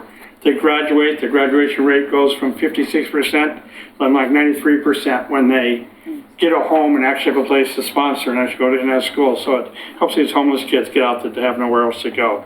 That was interesting. John Lewis did a presentation on the Beaver Creek and Malala projects. It was interesting. All the talk was out Malala concerns and the questions. Malala, they didn't really talk about Beaver Creek in our neighborhood. That was kind of a shock. We had a pretty good turnout. Postcards got out late. After everything went on, after John spoke, most people left. We had nominations for positions, and our chairman is leaving, so there's a little bit of concern. So someone volunteered to be chairman just so we'd have to close down our meetings, because we get a good 25, 30 people out there for meeting that. So someone volunteered and got voted in and so forth. So, won't mention names, just initials, John Keys, so. Welcome to my world, John. Oh, okay. Not gonna close meetings, that's just ridiculous, so, I don't wanna be inactive, so we're there, with the second chairs will remain. We don't have a secretary, we don't have a CIC person yet. I said I would do that again if there's no one else gonna do it, and I'm trying to contact people this month and trying to get people to volunteer to do something. Was your postcard issue an internal issue from your neighborhood or with the printer? I don't know. I got mine a day before and some people got the same day as the meeting. I'm not sure what happened. Okay. That'd be I just interesting heard that when we to got find there. out, if you could find out. Because we're trying to track that too. Yeah, because the time before we didn't get any cards at all. So yeah, we've got a couple of bad card things. But the only thing I thought, we talked about our executive committee before. We have, 4 city council members. Would it be advantageous, like if every council meeting member had 1 or 2, 3 neighborhoods that we had contact with one person to bring our, things before the city, or is that just wasting energy? It's just been talked about, so I thought I'd bring it up. Just that, we talked to a certain rep in our 2 neighborhoods, we might be able to get more information to him and he represent us more strongly in things that are going on in our area. I think the goal, at this point, it's definitely something that can be asked. Yeah. I think that's the goal. Usually Rachel's here and is our liaison Right. for all the neighbors. Salem, for example, that's what they do. They have commissioners over. But what they've found is the commissioners, because they're really busy, don't always make it to the meetings and it doesn't always happen. Okay. So it's something that can be brought up. Bring up, yeah. That's about it. Okay. Gaffney Lane, we had our meeting. Again, the police, there's a big transition. Oh, golly, I just skipped over all of it. I'm going down the list, Bob. I'm sorry. I was going down the list instead of going through the thing. This deer in the headlights. Deer in the headlights. Park Place. Okay, go, Bob. We don't count for anything. Sorry, I was using the agenda instead of the look. For all of you that are eagerly looking forward to attending the Transportation Advisory Committee meeting this month, we will not be having one. I'm sorry. And then, we keep talking about these inactive neighborhoods. Is there anything being actively done to try to reinstate the inactive Not yet. I think the goal is get the bylaws, the code, get some clarification from city council on what we can do, or the city commission, and then we can. Okay. And I'll, Because, Steve will do the neighborhoods. Okay. Anything else, Janice? Okay. Steve? So we had a meeting this last month. What did we talk about? It was on a Monday. It was. Oh, my word. It must have been a I don't know that I was there. happening meeting. But at any rate, we talked about the post cleanup of the park, which still seems to be hot news in our neighborhood. So, and we'll have another one coming up in the spring, and the new playground equipment. What else we got? Presentation to the TAC on crosswalks. Hot topic. Because there's no crosswalks in Park Place. And that'll be coming up at our next meeting too. Okay. Anything else? You've already started into your holidays. Now is the Gaffney. I'm so sorry. Okay, Gaffney Lane. We had our meeting. Diliana is our planner. We haven't heard from her in a while, so she came and updated us on we asked her to give us an update on any land use in our area that we might have forgotten about, because sometimes they come and then they fall off the bandwagon and you don't hear back, and so she gave us an update on several things that are going on we might have forgotten about. She gave us an update, a little bit of an update on the Willamette Falls Legacy Project, because we had a lot of questions about that, what was happening down there. And then John introduced us to the new project manager for the streetscapes presentation that he did here, and they brought the 90% maps, which I didn't let anybody look at till after the meeting, because that we were afraid same thing happened, you end and boom. So he did his presentation, we did a few other things, and then, well, actually, I think I went ahead of him, just even more trying to cut ahead. And then with people that wanted to stayed around, a lot of people our attendance has been up too, so that's exciting. At Garden Meadows, they provide incredible refreshments for us. They made cookies, and they made some kind of bar heaven that it was chocolate, and we don't even know what goodness was on there, but I think that helps bring people to it's good things.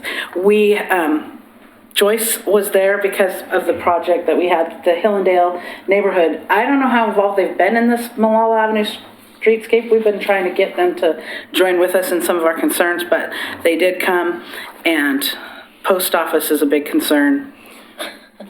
And so we had some other things that come up that, actually some good feedback from some of the neighbors with things that I get to follow up on. So it's exciting when you have larger attendance. I think that, I think it makes a big good deal.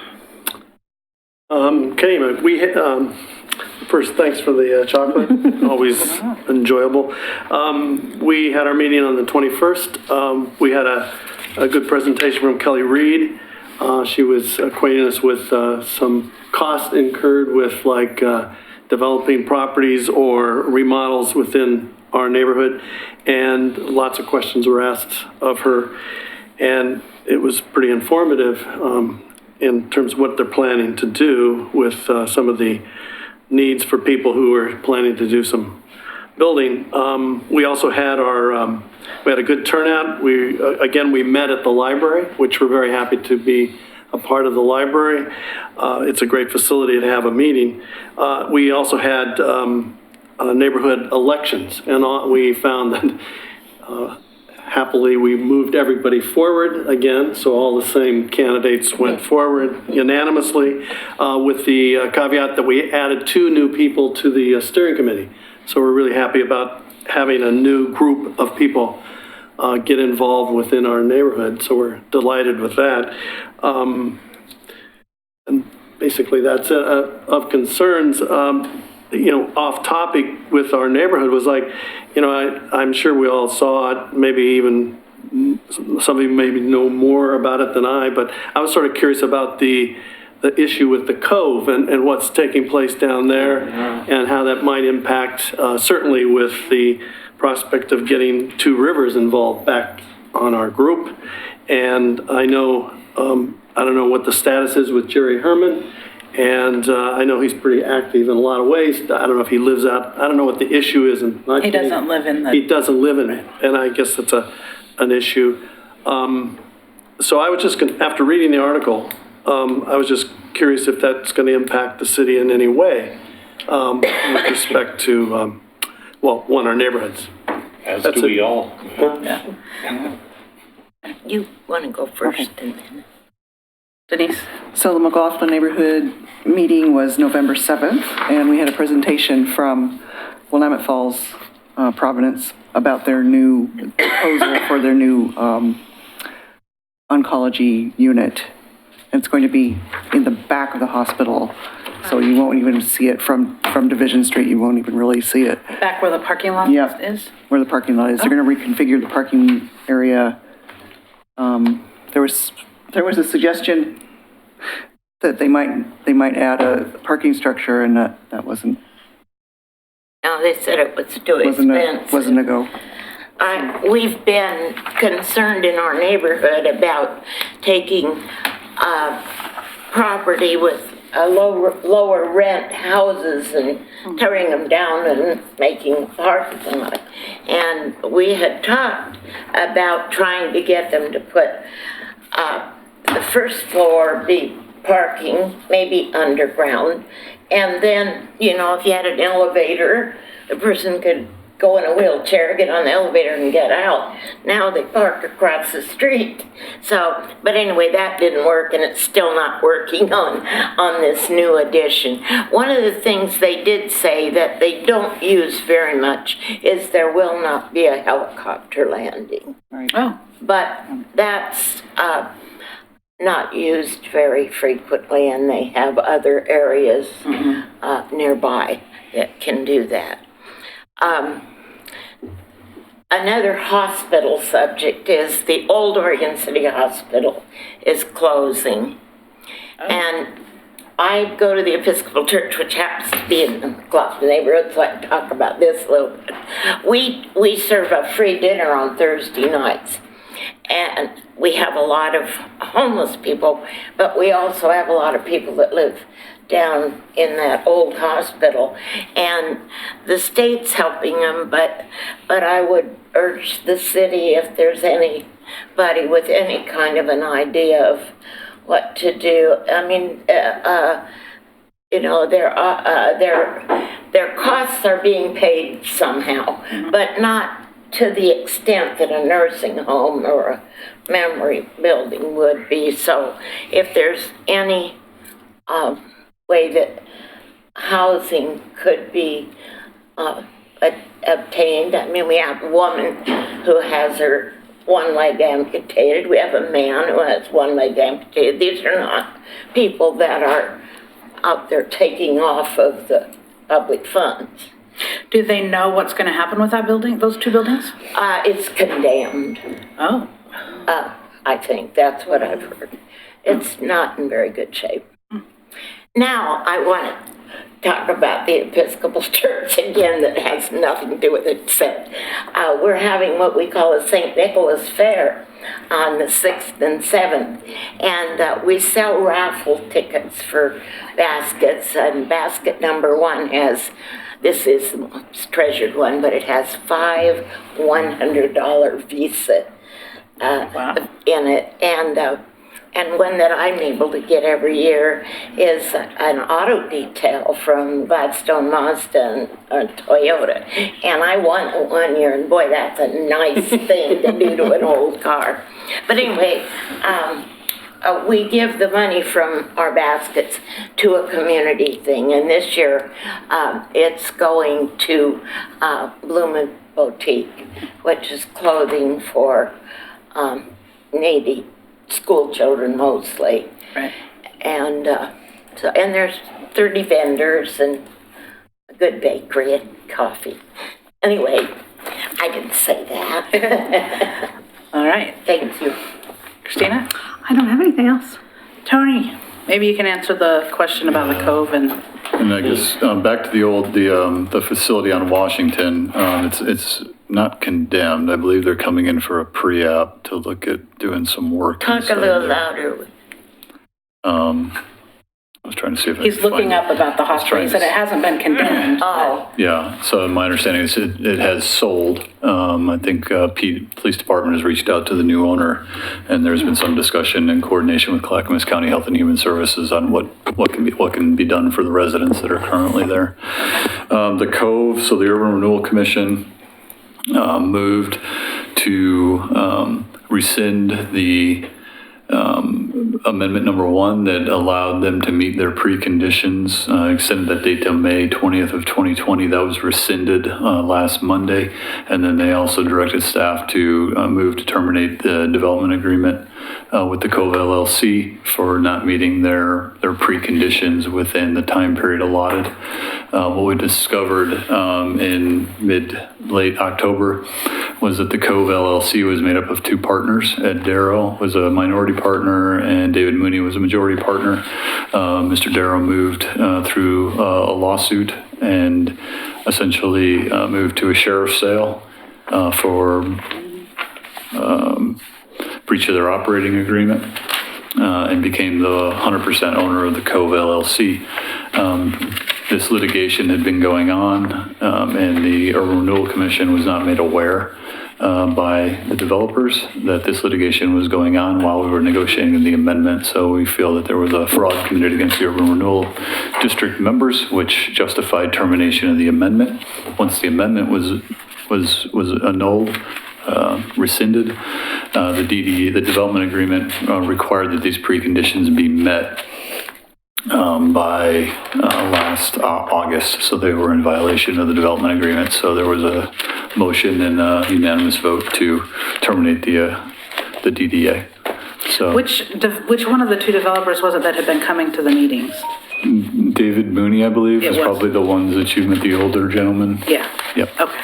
And one of the questions that was asked is how much money has been paid to them that's I believe off the top of my head, it's around $360,000. that was for part 2?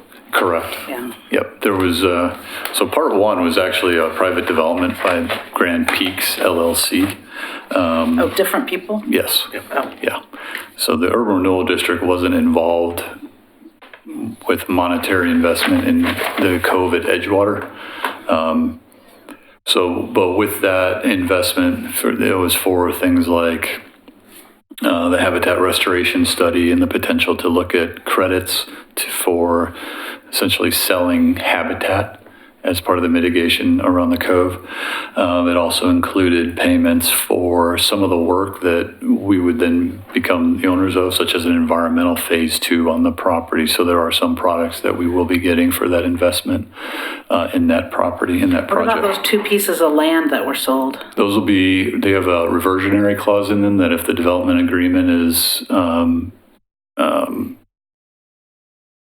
terminated, that they revert back to the district. So, more to come on that one. Yep.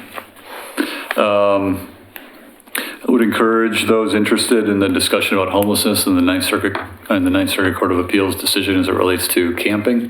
The Urban Renewal or the City Commission will be discussing that. The Police Department is bringing forward some ordinance changes to address policies related to how we deal with camping.